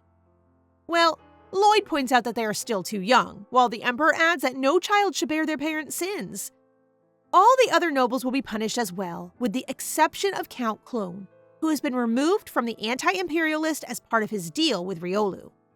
Young Rosea apologizes to the twins and claims he wants to be friends, but actually has many hidden agendas, thinking he can use the twins in the future. However, our babies are not easily swayed and coldly tell him that if he wants forgiveness, he should be at least on his knees. He unwillingly kneels, but they know it is all an act. But for Arienne, hearing that he wants to be friends makes her happy, surprise him and making him blush. Their brothers and the Emperor's overprotectiveness tingle and declares that he will be eternally banished to a foreign country instead, confusing the young ones. The twins, Aegi, and the Crown Prince all visit the new garden and are astounded by how quickly the magicians built it. Arienne sneezes as they're all conversing, and the Crown Prince responds unexpectedly. They all panic and swear that they need to visit a doctor right away. The doctor informs them that Arienne has a floral allergy called Balion, but instead of believing the doctor, they are outraged with the outcome, informing him that it's impossible for an Imperial member to have allergies. The Emperor rushes into the room, snatches his baby from Lloyd, and learns that she has an allergy. He orders the Congress doctors to re-examine her. While Arienne is confused as to why having an allergy is such a huge deal, she endures all the medical tests, and the results are the same. The Emperor believes she is young and frail, so he tells the Crown Prince to get something, and seconds later, he arrives with a holy fruit to boost their immunity, which he slices and gives to the twins. The next day in class, Arjen uses telepathy to say it's weird she got sick because they've never gotten sick before, despite all of the abuse, when suddenly, Aegi interrupts their class and says he has something to show them. Aegi excitedly carries the twins and jumps through the window, where the green hawk catches them. He introduces his guardian, Killua the hawk, and tells them that this is the ride he promised before. Arjen then asks Arienne if she feels anything and says his heart is racing, making Aegi worry. Killua understands what's happening to him, and the reason why Arjen's heart beats so fast when he thinks about guardians is because of his instinct. He can feel their guardian. It astounds him to learn that they too have their own guardian. Arjen wonders where their guardian is and why he hasn't come to see them, but Killua suggests that they will have to figure it out on their own and just need to be more confident, but ends up giving them hints, saying their guardian is related to the wind. Then the red-haired man immediately comes to Arienne's thoughts. They should feel the wind and figure out what they truly desire. After that, they go to the second prince's castle and are surprised to see a celestial dome Alex created. They are enjoying it when Aegi apologizes for not being able to help them when they needed him, expresses his desire to be closer to them, and promises to protect them. The first time they really get a sense of how sincere their brother is. While they are still talking, the celestial dome suddenly vanishes, and the second prince enters to inform Aegi that their father is searching for him after hearing that he had dragged the twins out of class. Aegi explains that he wants to show the place to them, but he ends up following the second prince anyway, leading the twins to conclude that the second prince is tough. The twins observe that the second prince doesn't seem well and seems exhausted. He tells them that he will get an escort for them because he's busy and leaves first. They sneak into Alex's room, approach him, and notice his fever-red face. Arienne notices that he has no servants to assist him now that he is ill. Arienne informs Arjen that they will soak a towel for their brother because they owe him a lot and have never thanked him. They give it their all and use their teeny bodies to put together a damp towel, and Arienne applies it to his forehead and waits for his fever to subside. They are exhausted and decide to relax next to the bed, but Arjen falls asleep first. Alex's guardian appears while they are sleeping and thinks they are cute playing nurse to their brother. Alex wakes up to a moist towel on his forehead and two toddlers sleeping near his bed, while Niue teases him as he blushes. Then, the Emperor appears to pick up the twins. Alex is all better now that his cute siblings have taken care of him. That evening, Arienne and Arjen awaken in the Emperor's room and are presented with lemon water. They know that everyone else in the Imperial family never gets sick, so Arjen wonders why the second prince is not feeling well. Then, the Emperor clarifies that Alex is not sick. He is the best healer, and there's no illness Alex can't cure. My best boy. But there's a downside to his powers. In order for him to find a cure for unknown diseases and poisons, he has to consume them himself. And 2 days ago, an epidemic spread, which is why his body is drained. This power is the Guardian's ability, and Arienne realizes how much Arjen enjoys talking about Guardians. The Emperor notices that they still keep addressing everyone formally, so he takes this chance to get them to call him father. He's really thinking about it, and he doesn't like how distant it sounds, so he suggests shyly that they call him dad instead. And out of nowhere, Arjen calls him dad, shocking Arienne. Arjen keeps calling him dad, but it looks like the Emperor is malfunctioning. The two have perfected the art of cuteness and adorably beg their dad to let them go outside the palace. The next day, the three of them leave for a trip, leaving the three brothers behind, especially Aeg, who insists on joining them, but the Emperor really wants to spend quality time with his twins alone. Meanwhile, Niue visits Jason, who is in his red wolf form, looking much better but still healing from the stab he got. The three are still on their way, but the twins are already enjoying the lively town sights. They look at children playing and marvel at how carefree they appear. After a while, they reach the house of Marquess Basen, where they will spend the night because their villa is still far away. The Marquess cheerfully greets the twins and introduces them to the rest of his family, whom they find kind. But the twins decide not to trust them, particularly the child, who appears discontent with them. They are prepared separate rooms for them, but the Emperor declines and informs them that his children will be sleeping with him, making the twins feel so content. While they are having dinner, the Marquess offers that the twins play with his sons their age, which the Emperor agrees to, but the twins don't like the idea. They have no choice and are thrown into the playroom. The twins find the older brother to be nice, but the problem is the younger one, who has the audacity to insult them once more with the phrase, illegitimate children. Wedlin's older brother interrupts him and begins to apologize to the twins. Since Arienne is so used to it, she doesn't mind, but Arjen does. He responds by grabbing the kid and calling him stupid before instructing him to be courteous to the prince and princess. Despite the fact that Wedlin is older and taller than him, Arjen refused to let go of him by the collar. The older brother interrupts, concerned that this may damage their family name, and Wedlin realizes this and runs away. Arjen wants Arienne to understand now that they have a family who cares and worries for them, and he promises he won't let anyone insult their blood anymore. When the Emperor shows up, the cunning Arjen asks his dad if being an illegitimate child is terrible, enough for the Emperor to realize what happened. He becomes so upset that the Marquess and his children fall to their knees trembling. The Emperor gives them a warning and walks away with the twins. This will teach Wedlin a lesson. The next day before they leave, Wedlin asks for the twins' forgiveness, but Arjen is very stern and walks away. While Arienne advises Wedlin to not simply look at the individual's title, especially the word illegitimate children, but to thoroughly know the person in front of him, and adds smilingly that they should not say hurtful things to one another, while Wedlin finds her pretty. The father senses a tingling, and he quickly grabs his precious daughter away from the blushing kid. Our baby girl is unconsciously winning everyone's heart. They arrive at the villa and are about to enter when the wind from the forest catches their attention and they hear someone welcome them. They became quite curious, and the Emperor informed them that there's a large lake in the forest.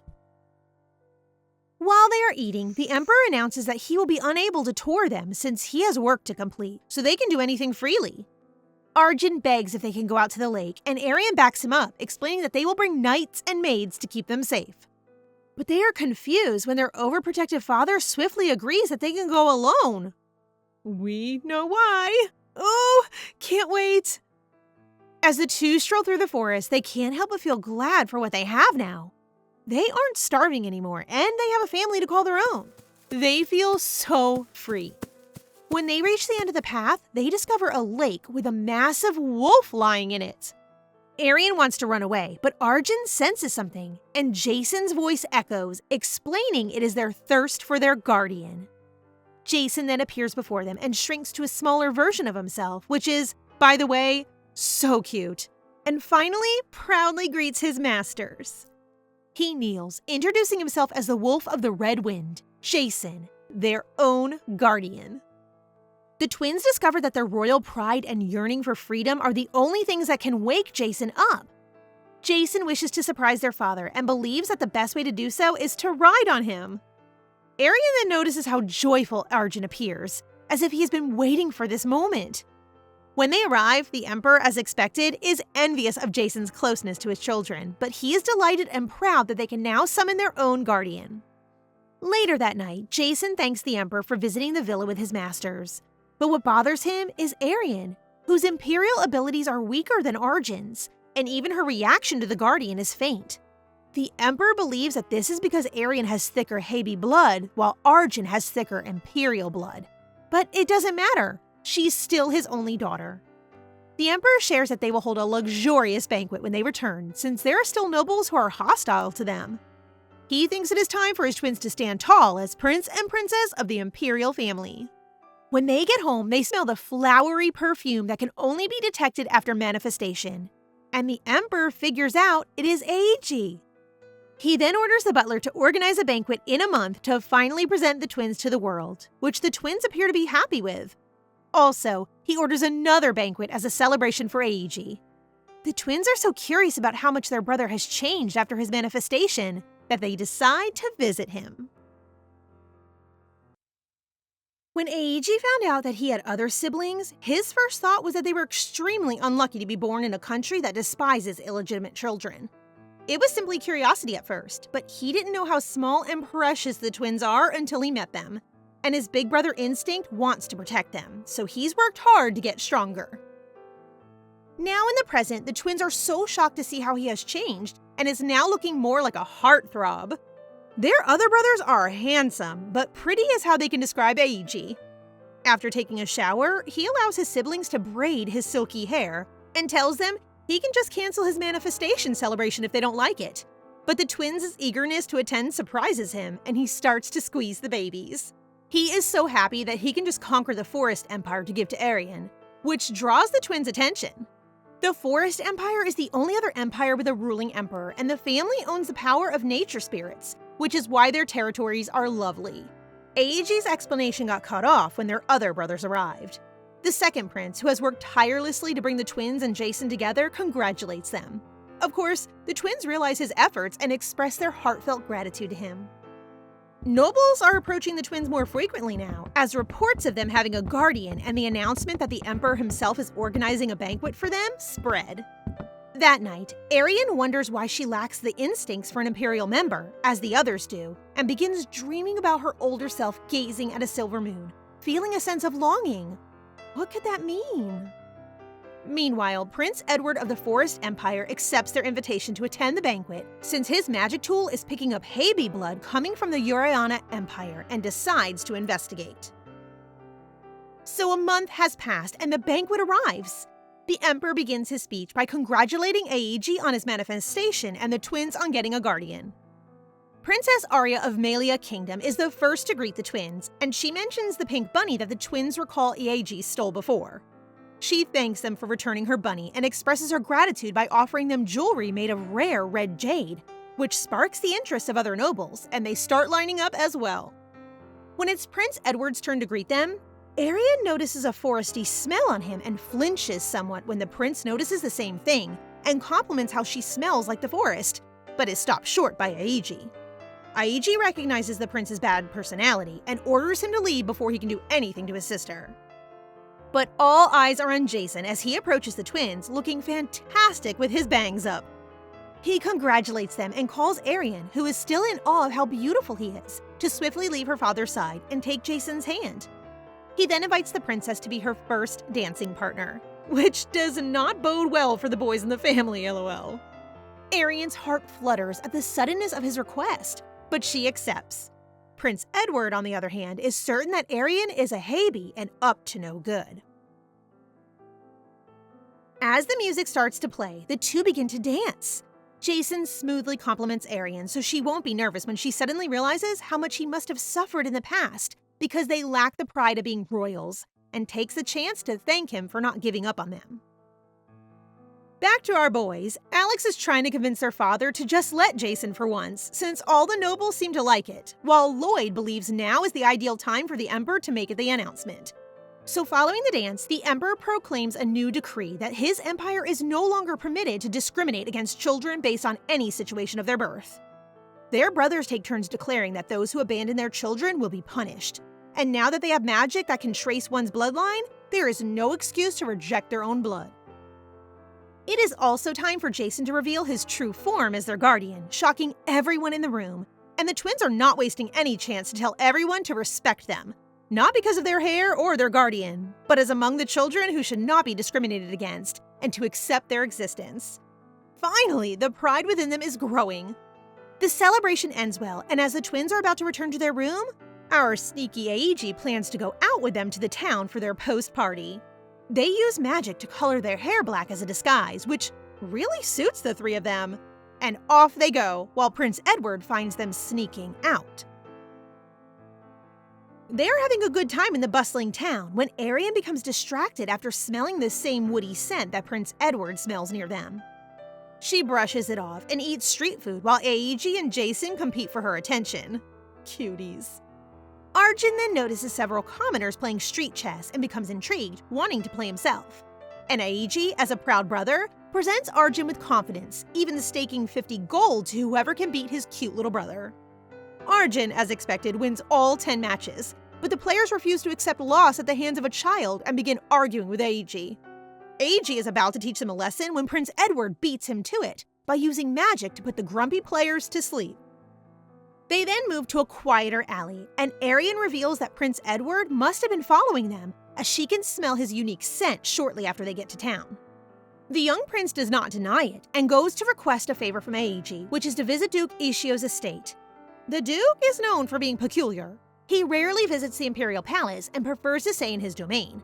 Despite his oddity, he is the only high-ranking noble that didn't cooperate with Duke Rosea. Both the young prince and Duke Ishio are dragon enthusiasts, and they have been sharing information via letters. But Edward has not heard from him in the last 5 years. He tried to go to the Duke's mansion, but since he's from another country, he couldn't force his way in. And Aiji, being as simple as he is, agrees since he likes to break into noble homes for fun.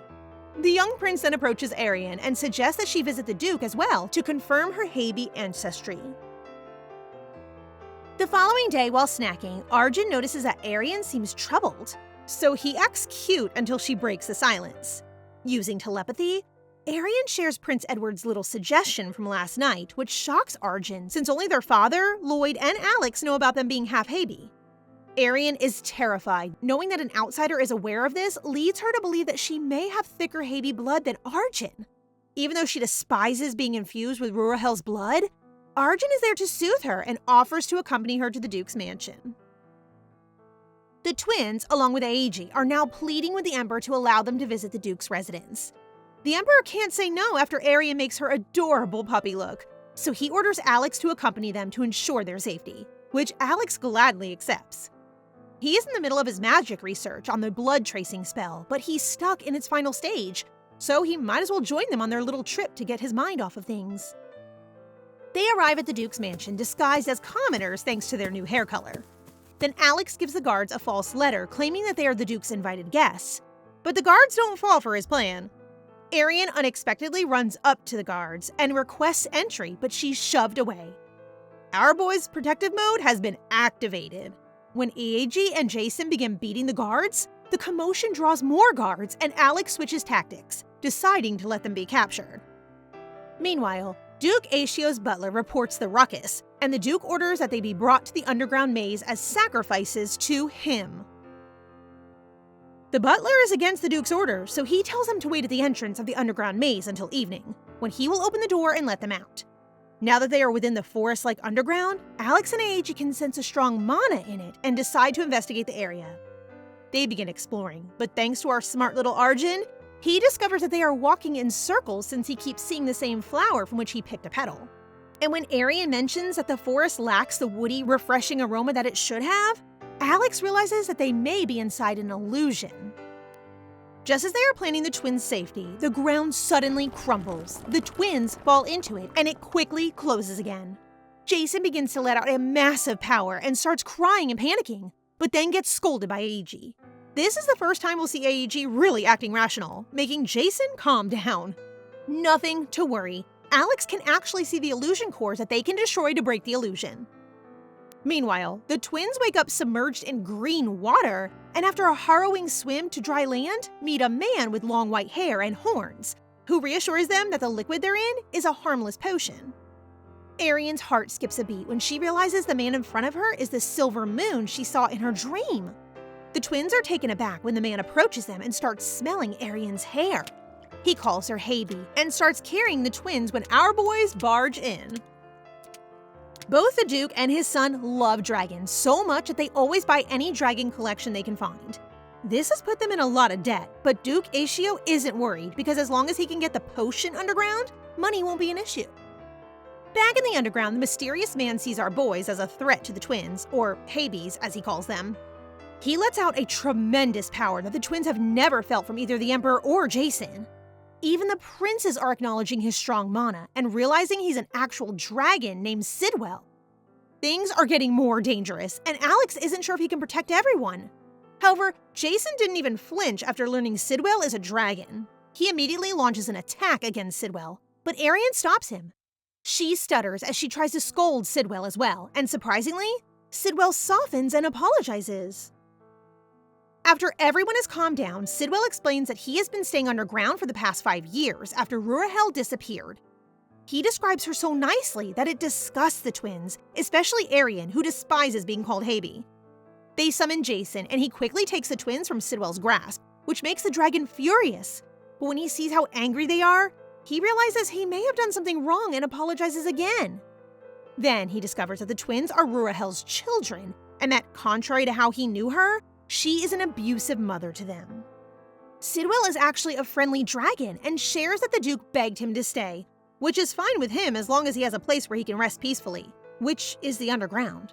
However, after Sidwell turned the groundwater into a potion, the Duke kept pestering him, so he made the illusion maze to keep them out. The potion is known to be really expensive and can restore strength and mana. They finally figure out that Duke Acio doesn't want any guests because he wants to keep the dragon to himself. Everyone is getting ready to head home when our adorable dragon wants to join them. Sidwell wants to stay with the twins, which Alex gratefully welcomes because he'll be highly helpful to the magic research he's been struggling with. Sidwell agrees to assist him and demonstrates some of his strength by blasting through the top so they can get out of the basement. The Duke spots them outside his mansion and is shocked to hear that Sidwell has chosen to move into the Imperial Palace. All this time, he felt they were getting closer because he was offering him human sacrifices, while Sidwell has no idea what he's talking about since the kind butler always releases the people in secret. After confronting Duke Acio about his attempted human sacrifices, the two princes are told to mind their own business. At least until the Duke sees them transform their hair color to gold. The Duke starts to panic while his son starts to cry after hearing his father's human sacrifices, which makes Duke Acio fall to his knees and apologize to his son. AEG arrests him, but considering there were no victims, well, thanks to the butler, he will receive a light sentence. Alex then bestows an award on the butler for his kindness and orders Niue to restore his health. Good fortune favors the deserving. When AEG asks whether there's anything the Duke wishes to send to his research friend Prince Edward before he gets arrested, he exposes that the prince has dark intentions and wants to use dragons for his own interests. And speaking of the young prince, he asks the Emperor to let him propose to Arienne. He's bold to ask the hand of the Empire's sole princess, I'll give him that. After returning home, everyone is shocked to find out about the sudden proposal of Prince Edward to their only princess. The Emperor tries to calm down since he is from a friendly nation, so Arienne needs to decline his proposal herself. To propose to a 5-year-old kid makes no sense to Arienne, and she knows he's definitely lying since the way the young prince looks at her is so dull, unlike Jason's. She blushes as she realizes Jason is the first person who crosses her mind when she thinks of love. Meanwhile, Sidwell is getting forgotten in the back, lol. Can't say I blame them, since it's their baby girl they're talking about. Alex introduces Sidwell to their father, asking his permission to let him stay in the palace to see the twins, and so he can assist him in his research. With everyone trying to capture his twins' attention, the Emperor's brain is beginning to itch. The next day, Arienne, and of course all the boys in the family, join together to witness Prince Edward personally ask her for marriage. This time, the woody scent he's using is so strong that even Arjen starts smelling it. It is a perfume that can hypnotize a Haby, which is evident in Arienne's expression. The boys are worried about why she's not declining the proposal, so her father steps in to ask her when suddenly, Jason arrives like the wind, blowing away the scent. Phew! Prince Edward uses his royal privilege and finds the Guardian rude until Sidwell joins in exposing the prince's trickery by using a perfume, which can entice any Haybee. Sidwell is upset at the young prince for using the special perfume humans developed 500 years ago to hunt Haybees, but to everyone's surprise, Prince Edward agrees with Sidwell and begins to cry upon seeing a genuine dragon. For the first time, Arienne becomes enraged, sick of hearing about Haybees, and demands an explanation from the young prince as to why he approached her. Everyone heads inside to hear Prince Edward's explanation, but first, he asks Arienne if she had a strange dream that triggered her awakening as a Haybee. She tells him of her dream involving a silver moon, which makes Sidwell the silver dragon very happy, since it proves that they are meant to meet. Dragons and Haybees are really close, which indicates that she woke up as a Haybee after having that dream. And Sidwell confirms her fear that her Haybee blood is indeed thicker than Arjen's. Then, Prince Edward reveals his real intention, which is to find a dragon to help him dethrone his half-brother as the Forest Empire's crown prince. To do that, he needs to find a Haybee, the only species that can bewitch a dragon. Arienne becomes furious at the blood in her that she is attempting to ignore is being dredged up due to another Empire's power battle. Gosh, this boy effortlessly opened up our poor baby's trauma. The boys in the room are taken aback by how openly she expresses her hatred for the young prince, but Prince Edward continues to press the matter until the Emperor steps in. If their countries were not allies, the Emperor would swear to have the boy kicked out.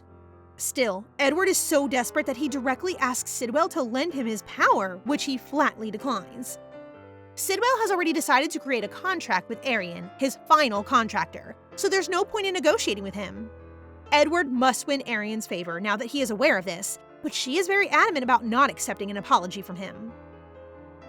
The twins left the room with Jason and are now sitting outside the castle under a tree.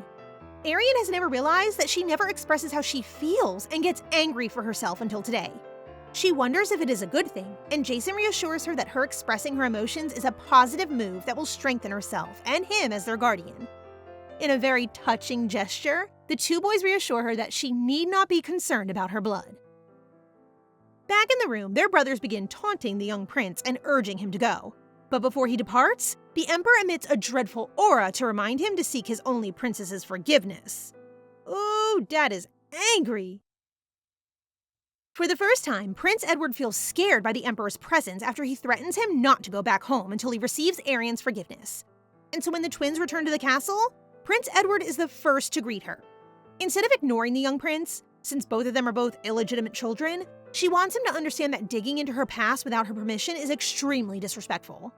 This time, Arienne can feel the sincerity in his apology and accepts it, but she wants him to prove it in his actions. Prince Edward tells them he won't use her anymore and will find another way to get Sidwell to help him. He is really serious about taking the throne from his half-brother, not for his own gain, but to help the people of their empire. After hearing his sincere motive, Sidwell advises him to first gain the trust of his people, and then he might acknowledge him. Edward has 7 years to become a better version of himself before he is 20, the legal age for inheriting the throne, and he promises to meet with Sidwell again after that. Prince Edward leaves while our silver dragon has really nested in the palace, enjoying the twins. However, behind their peaceful days, the crown prince of the Forest Empire is investigating what Edward has discovered in the Yuriana kingdom. And just like that, 7 years have passed, and the twins have turned 12 and are prepared for their first public debut. The twins are hiding from their maids since they just keep nagging them. But unlike in the past, no one is disrespectful to them now that the new anti-discrimination rule has been implemented. The servants eventually find them up in a tree, and head maid Hazen reminds them that it's time for their lessons, so they have no choice but to climb down. As they descend, they float and feel a dense black aura from the crown prince, who is waiting to pick them up for history lessons with him. As the three are discussing their lessons, Jason appears to fetch the twins as ordered by the Emperor, canceling their lessons for the day, and off they go. Lloyd then gets surprised when Sidwell appears floating around, which Lloyd urges him to stop doing since someone might see him. Sidwell smells like the forest, so Lloyd assumes he went to the Forest Empire and wants to know what he finds there. Following through on his promises, it looks like Prince Edward is gaining the backing of both the nobility and the commoners, and even their Emperor himself is starting to take notice. Several stores exhibit his photo, and his wit and intelligence seem to be selling points in their empire. The twins wonder why their dad called them unexpectedly, when Eiji approaches them with so much love and spills the great news that their debut date has been set. Their father actually wants to tell them about it first, but since Eiji beats him to it, he wants to know the twins' opinion. The twins agree to the party since they are proud of being royals now, which makes their father happy. As they walk in the hallway, they hear someone chatting and see the crown prince with a stranger. They are shocked to learn he is Kazuya, the crown prince's guardian. The twins are so mesmerized to see Lloyd's guardian for the first time. Kazuya blushingly greets the twins, but swiftly leaves, confusing them. The crown prince explains that Kazuya is shy, unlike the other guardians, and likes to take missions alone. Then Sidwell arrives and starts embracing our two cute babies. Well, I can't blame him. The crown prince leaves, but asks Jason to watch the twins, and as he leaves, the twins realize that like his guardian Kazuya, they know little about their brother Lloyd. Maybe due to his role as crown prince, unlike Eiji, who's expressive, and Alec, who speaks pleasantly. The twins agree that as a family, they will have lots of time to get to know each other. 1 week later, they begin preparing for their debut and are fatigued after trying approximately 50 costumes, shoes, and accessories in one day. While they are resting, they receive a letter from Prince Edward, telling them about his accomplishments and that he is coming for their debut party. Even by reading his letter, the twins can feel his boastfulness, but they still look forward to seeing him and decide to be at their utmost best. Speaking of best, they are so done trying on different clothes again and again, so the following day, they ask permission from their father to let them go to a shop. As expected, he doesn't consent because it's too dangerous for them to leave the palace. Arienne adds that he doesn't have to worry since Jason will be there to protect them. Plus, he's strong and reliable, which makes their father jealous and decides to accompany them instead. The next day, the twins are surprised to see their father, who looks good with his black-dyed hair. Everyone in the shop stops to stare at the Emperor and the twins as they walk in. The women could not stop looking at the Emperor, who really stood out with his new black hair, as he really looks hot. Even the twins agree with how handsome their father looks. Then, the twins try the earthy clothing and jewelry they have when Arienne notices she's gained weight after a staff member measures her. Well, Arjen thinks it's natural, given all the delicious food and enjoyment they're having. Despite this, Arienne asks her father's permission if she can get training gear for exercise, which receives no question from their father and is quickly approved. As expected, the shop doesn't have pants for ladies since in this world, ladies are accustomed to wearing only dresses, but that changes today. She orders the same clothing as Arjen, and both of them appear stunning in their matching outfits. The women find it weird to see a lady wearing pants.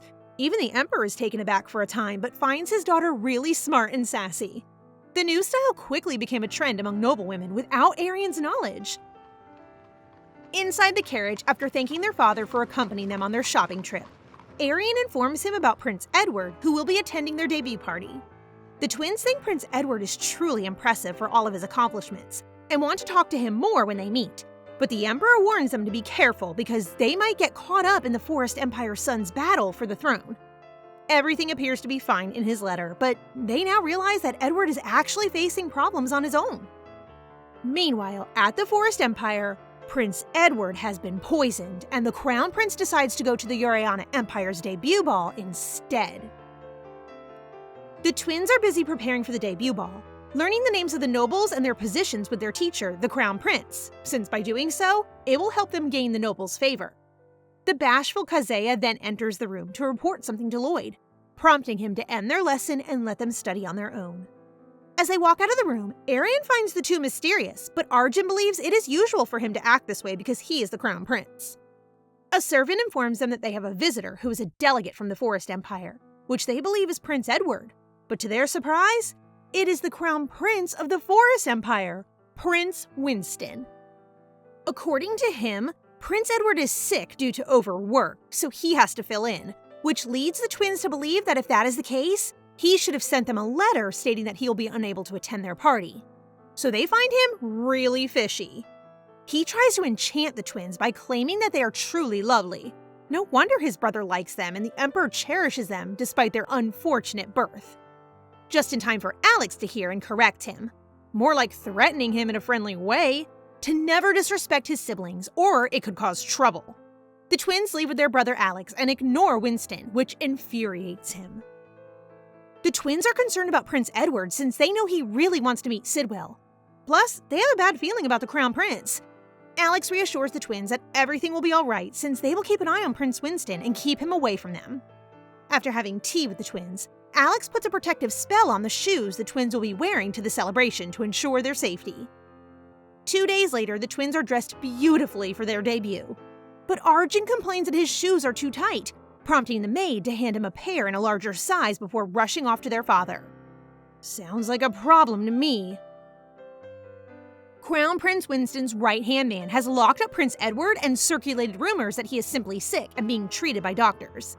He has also acquired information about the dragon's physical appearance they're looking for, and is sure it will arrive at the Yuriana Empire's debut ball, since he adores the twins. The Emperor begins the event by thanking all of the visitors and allowing everyone to congratulate his twins on their debut day. Arienne appears to be enjoying herself, however, Arjen is not in the mood to interact. They almost didn't recognize the bully, Wadeline Vesson, who looks more mature now, and Arienne thanks him for coming, which makes the young noble blush again. Meanwhile, Prince Winston observes them and believes that in order to meet the dragon, he'll have to hang around with the twins. When he approaches them, Crown Prince Lloyd quickly blocks his path and gives him a negative aura, while Alex and Aiji prepare to divert his attention to them and offer him a chat and a drink. When the music begins, the guests wonder who will be the twins' first dance partner, and boys flock to Arienne, wishing to be her first dance partner. But she is thinking of Jason, which the Emperor notices. He tells everyone that the princess will have her first dance later, but is furious about Jason for bewitching his daughter. While all of the females are yearning to be the prince's first dance, Jason enters the room accompanying a gorgeous lady who happens to be Sidwell in disguise. The twins do not recognize him and are surprised when he tells Arjen to dance with him. Even though Prince Winston is intoxicated, he recognizes Sidwell by confirming all of the physical characteristics of the dragon that his right-hand man had told him about. After the two dance gracefully, Sidwell goes to Arienne, and since he won't be able to dance with her because of Jason, he kisses her cheeks instead, shocking everyone in the room.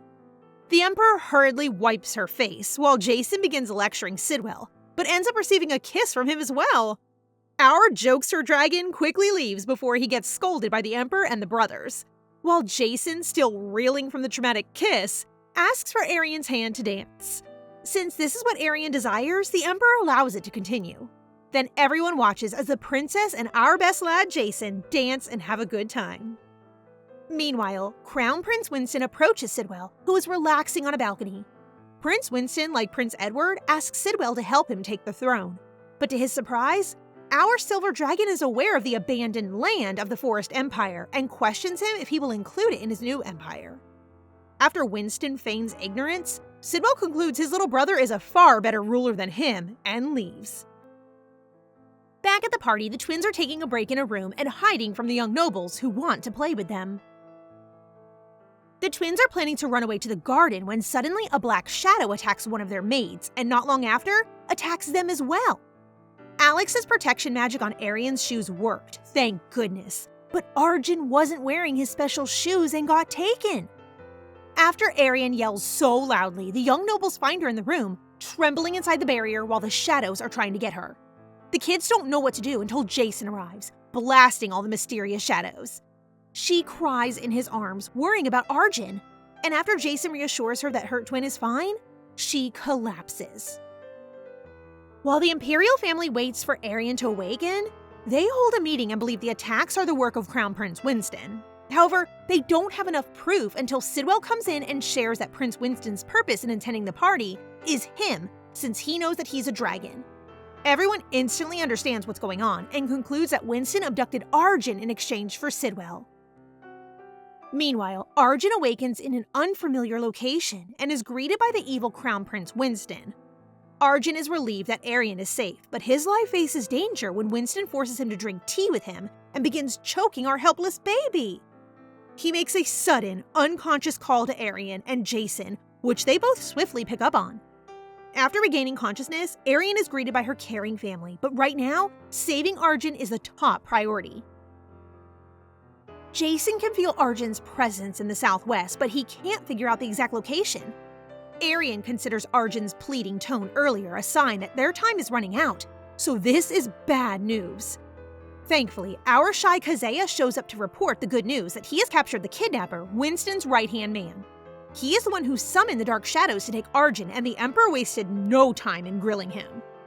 Arjen and Winston are drinking Lorita tea, and because our poor baby has agreed to drink with him, Winston discloses his goal, Sidwell the Dragon.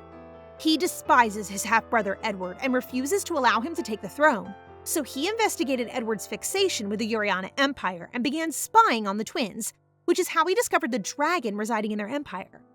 Winston mocks Arjen's confidence that his father and Jason will come to save him, because the two of them are actually an underwater barrier Winston built with the blood of human and spirit sacrifices. Edward may have an attitude, but at least he's doing it for the people suffering in their empire, unlike Winston, who is murdering them. Arjen is getting really furious when suddenly he collapses. Winston is used to the tea, but for people who have never had it before, Lorita tea is a poisonous herb that can induce hallucinations. Arjen falls asleep and finds himself in the old Delorina castle. Winston's right-hand man is prepared to die and refuses to speak, so Sidwell is forced to intervene and threatens to fly across the continent to spread the word of the Forest Empire's abandoned land, which Crown Prince Winston is trying to cover up because it is their greatest shame. Arienne enters and bravely tells the kidnapper that if he does not divulge Arjen's location, she will create a song about the abandoned place and spread it. Meanwhile, Arjen has returned to the scene of their trauma to discover his mother, Ruahel, singing a nice lullaby and seeming concerned about them. Her personality is similar to how Sidwell described her previously, a pure and sweet Haby. Ruahel wants to raise her twins well, but when she realizes her powers have vanished as a result of giving birth to them, the Ruahel Arjen knows reappears. Arjen is hiding behind a tree, listening to Ruahel's hatred for humans. He recalls reading with Arienne that 500 years ago, the purple eyes of the Habys became a popular collector item, and because dragons were in their long slumber, they took advantage of it and hunted them all down. He learns that she has always desired to be empress so she could kill everyone in the empire. But since that is impossible, she has turned her wrath against her own children. Arjen is still traumatized by her voice when she goes in search of them, but he is more concerned about Arienne being taken by their mother. While he's in a hurry to find Arienne, he bumps into the same maids who abuse them. But it looks like no one can see him. He then heads to the woods, only to find that his furious mother has already found a trembling Arienne and slapped her. Arienne of the present picks up another distress from her twin, but not to worry. She's on her way to rescue him with her father and big brother Lloyd. Alex and Niue remain at the palace in case someone returns injured, while Aiji and Sidwell travel to the Forest Empire, and Arjen's rescue team is on its way as well. Update on Aiji's team. Oh, not much. He has just knocked out all of the Forest Empire's knights and is now threatening the Emperor. The Emperor has no idea what his son Winston has done, and if he refuses to cooperate, the Yuriana Empire will declare an all-out war with them. He is even more surprised to learn that Prince Edward has been poisoned and is being held at the Crown Prince's palace. Sidwell is extremely dissatisfied with the Emperor's incompetence and advises that Crown Prince Winston be removed from his position. Speaking of the not-so-smart Crown Prince, he actually believes he can get a deal with Sidwell if he trades Arjen to them. He's now waiting for his right man to arrive so they can send a letter to the Yuriana Empire. But bad news for him, he was arrested. Arjen is still dreaming and sees Arienne lose her balance after being slapped by Ruahel and drowned despite his best efforts to save her. He shudders at the memory and then understands that every time Arienne dies, he must start the dream over again. Our poor baby is trapped in a nightmare. The rescue team arrives at the sea, and Arienne is ready to go in, but Lloyd insists on doing it himself. Lloyd and Kazea have been going on secret missions for the last 7 years to stop all of the spies who are after the twins. This has made Arienne understand that her big brother, who usually looks emotionless, has been watching out for them in the shadows, so she entrusts Arjen's rescue to her brother. Then he leaps and goes underwater. Winston notices Lloyd above his barrier and makes the terrible decision to open it, allowing our future Emperor to enter. Unlike the Emperor's green aura, Lloyd's emits a black aura, which really looks more sinister. Lloyd, though, decides not to engage in combat after Winston uses Arjen as a shield and instead lets him speak.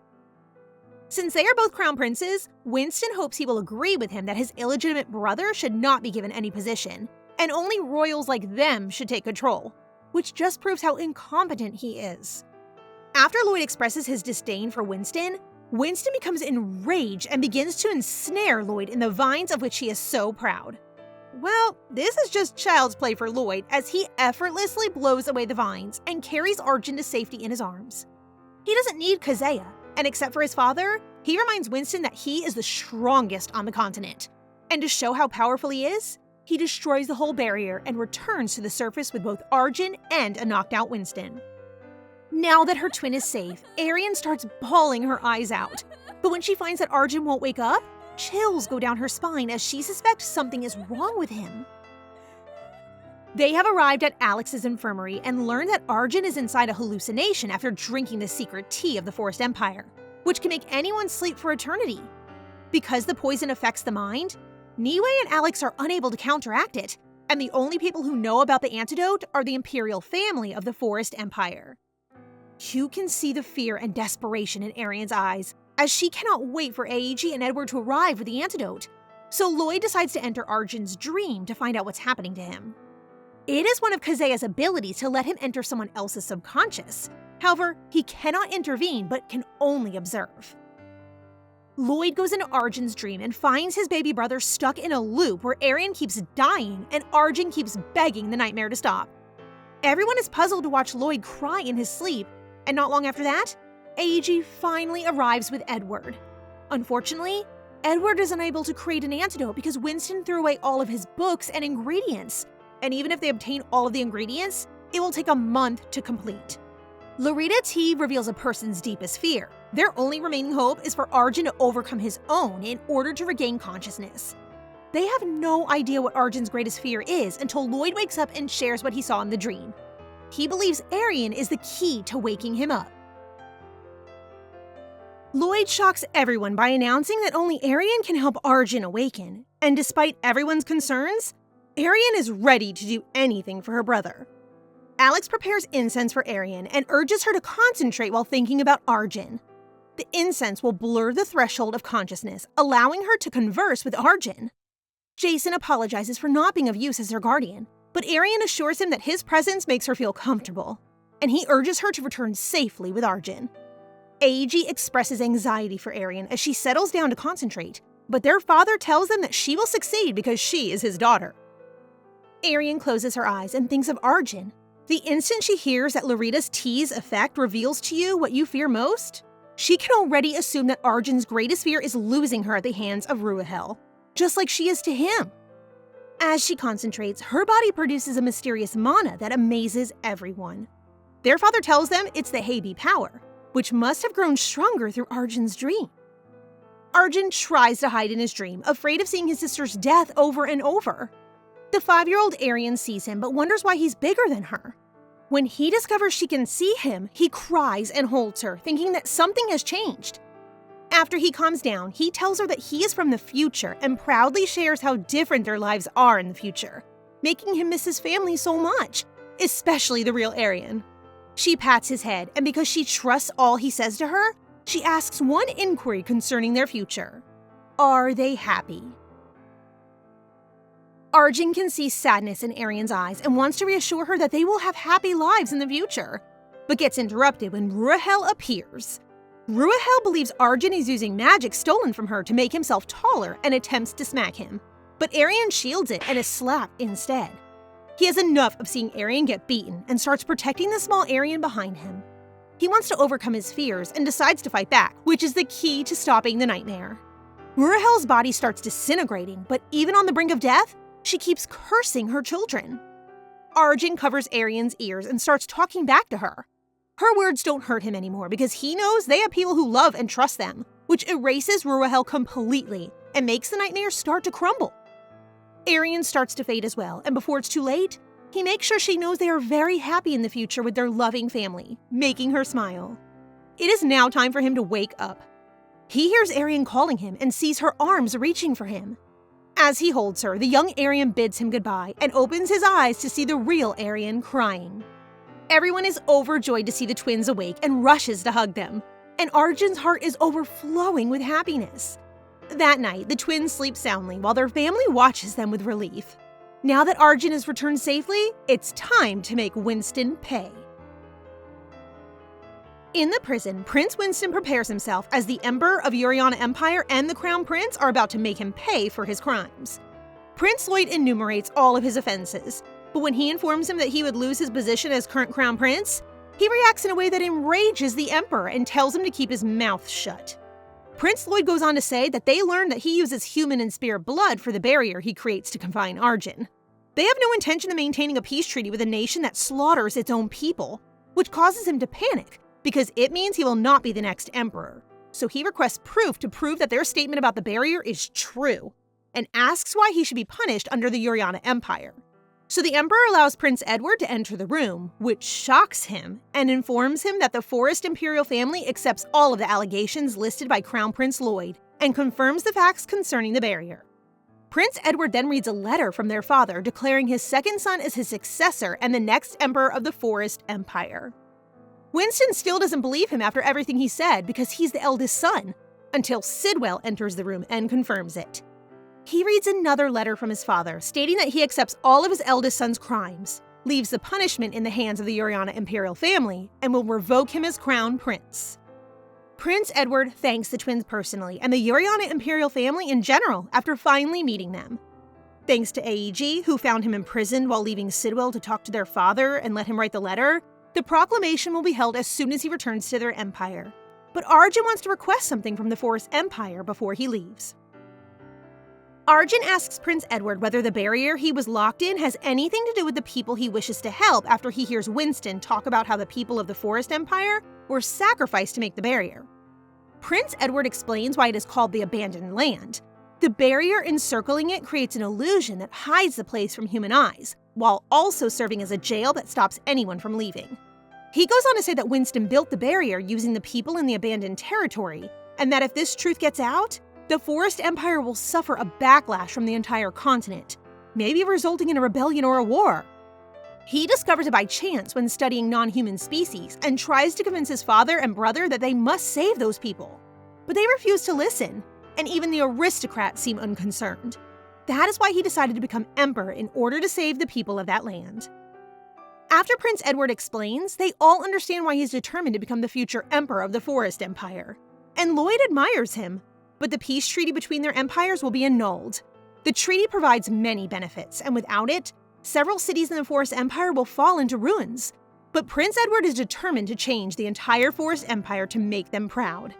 Everyone wishes him success, and the Emperor promises that if the Forest Empire improves when he becomes Emperor, he will reevaluate the ties between their empires. Sidwell offers to help if needed, but says he will attempt to handle it on his own. As he walks out of the palace, he thinks of Arienne, who impresses him with her maturity and Haby powers, and he wishes to propose to her again in the future. Meanwhile, Arjen thanks her for helping him escape the nightmare and asks about the unusual aura. She says that once Alex ignited the incense that mediated her mana, she focused on him and felt something amplifying. She focuses like she did before, but she can't control her powers, and they panic when Jason sees them. Jason rushes Arienne to Alex, who tells him that she has no control over her mana. But as Jason frets, Kahlua reassures him that Arienne is physically okay. Alex lets her inhale a soothing aroma, and when she relaxes, the odd mana vanishes. This, however, is only a temporary solution, and Alex encourages her to learn to control her own strength because if her power exceeds her limits, she may experience side effects such as high temperature or early aging, which shocks the twins. Alex tells her to initially focus on mastering her skills before studying magic at the Academy of Magic, and advises them to buy a magic book at a general shop. This time, they changed their hair color to red as their disguise, and when they arrived at their destination, they were shocked at how much larger it is than she expected. While exploring the shop, Arienne discovers a floating book with many spells performed on it. While being placed among other books, it is noticeably unusual, and she has a bad feeling when Arjen summons her and asks them to go upstairs for more beginner books. She wonders if Jason and Arjen can detect the book as well, but concludes that it must be a difficult grimoire made for strong magicians, which explains why it's charmed with so many spells, and decides to find a book for her level. Meanwhile, a hooded man is sneaking about and watching them. They are all amazed when they came across the name of Alex as one of the writers of a book that makes her think Alex might know something about the suspicious grimoire, and rushes downstairs for the book. But it's already gone. The hooded man is actually Riolu, and he wonders why Arienne shows interest in the book he's holding. Time flew by, and they are now 16 years old and getting ready to enter the Academy of Magic. The mysterious grimoire is now in the hands of the Emperor thanks to Riolu, who was in charge of searching for it for years. It is believed that only a specific clan can use it, and since it is dangerous to keep it in the palace, the Emperor sends it to the Academy's sealed chamber to keep it safe. These once tiny babies are now grown up, and it's time for them to leave for the Academy.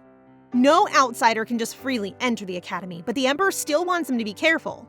And while he may always have a stern expression on his face, the twins can feel his concern. They give him a warm hug, convincing him they will be fine since Jason will be coming with them. They then arrive at the Arcante Imperial Academy of Magic, the largest magic school where only nobles can enter. The twins are in Arjen's room, and they open the suitcase where our fluffy little red fox is hiding. The three of them discuss where Jason should stay, given that Arienne and Arjen are staying in separate dorms. The twins begin to argue, but Arienne is persistent, grabbing Jason and convincing him to choose her. In the end, Jason picks Arjen's room because she is now a lady. I agree. Now that it is settled, a gorgeous pink-haired lady knocks on Arjen's door to remind him of his speech since he is the first-year representative.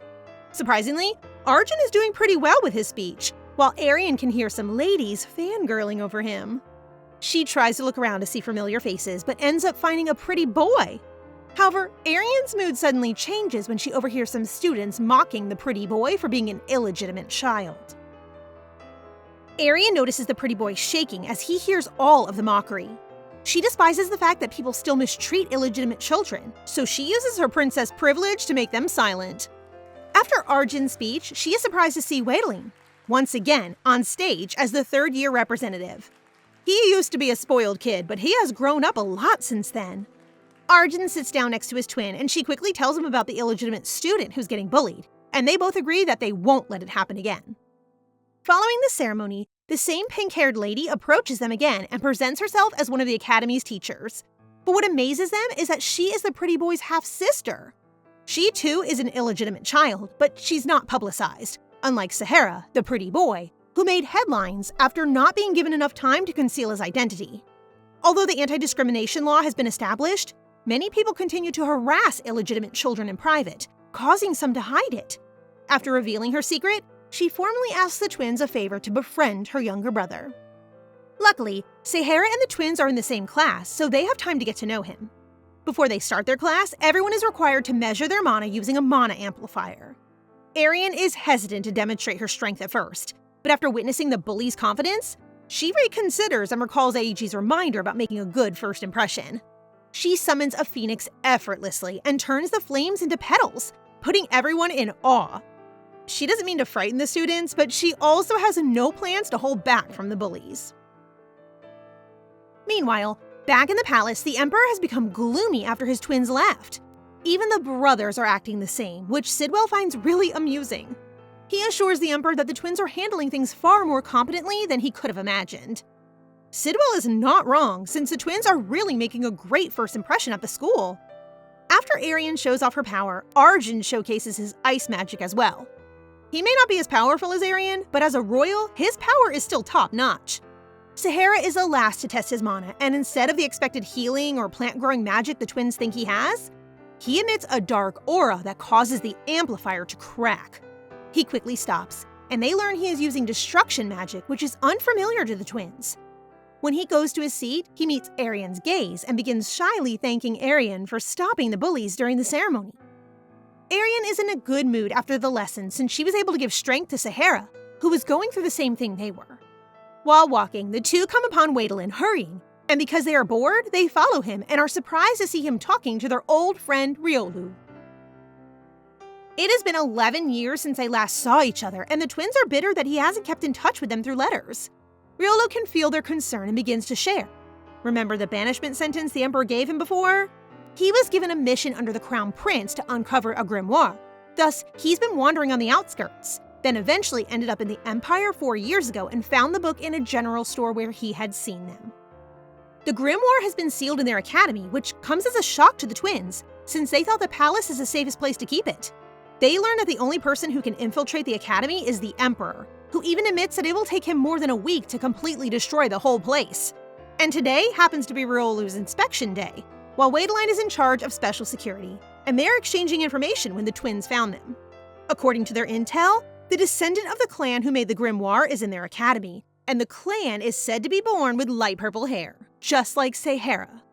Knowing that they have a soft spot for illegitimate children, Riolu wants them not to trust Sahara quickly, just like they did before, though they still don't have proof. Wadeline wants them to be on guard. Speaking of Sahara, he's secretly meeting with his sister Lisa, and he has gone from being a shy, pretty boy to looking serious and cold. Lisa was able to locate the sealed chamber where they are keeping the grimoire, but the security is so tight that it can only be opened by the Dean's mana seal. However, someone with higher authority can perhaps open it, like the royal twins. Sahara plans to use them to achieve his goal. Riolu and the twins have just finished catching up, and he is about to leave when he receives a bear hug from the two. Glad to have met him again. They then go to their own dorms, and Arjen is greeted by Jason, who's waiting patiently for him. Arjen then shares everything they found out today and worries about his twins since she's getting attached to Sahara. The next day, both twins are surrounded by their classmates, which causes one lady to bump Sahara's chair, and in front of Arienne, she shows her disgust for him. Arjen figures the students don't know that they are illegitimate children as well, since it happened 11 years ago when they were also little children. Arienne is so enraged that she gets up, takes Sahara, and storms off. Now that they are outside, Arienne apologizes for the mean words he received. Sahara is surprised by how different the princess is from people he met in the kingdom. His claim to be Viscount Vaudra's illegitimate child is a lie, since he only needs to be from a noble family to get into the academy, and it's much easier to make fake papers for an illegitimate child. After his identity is revealed, people begin to look at him differently, unlike Arienne, so he wants to take this chance to get closer to her when Arjen and Wadeline arrive. Arjen gets his twin while Wadeline blocks Sahara. Sahara's itching to get rid of Wade, but now's not the time, so he changes tactics and uses his crying face to make Arienne talk to him alone. Well, that won't happen anytime soon because Jason arrives unexpectedly, disrupting his plan, so he retreats and chooses to give up for the day. Wade's suspicions of him grow, reminding Arienne to be cautious, and after receiving an apology from her, he starts blushing again. Dean Yuriana, who is walking by, greets them and quickly recognizes that Jason is not one of their academy students. Since it happened so quickly, the twins can't come up with a reason.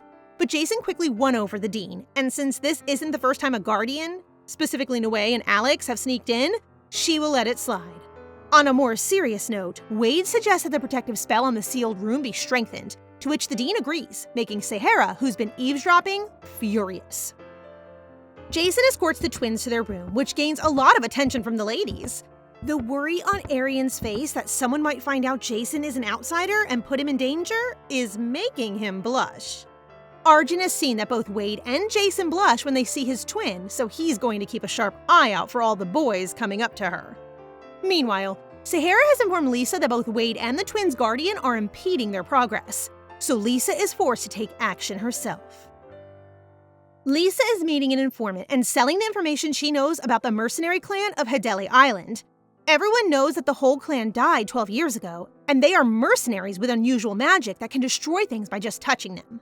However, what surprises the informant is when she shares that the grimoire containing the clan's magical techniques is being kept at the academy.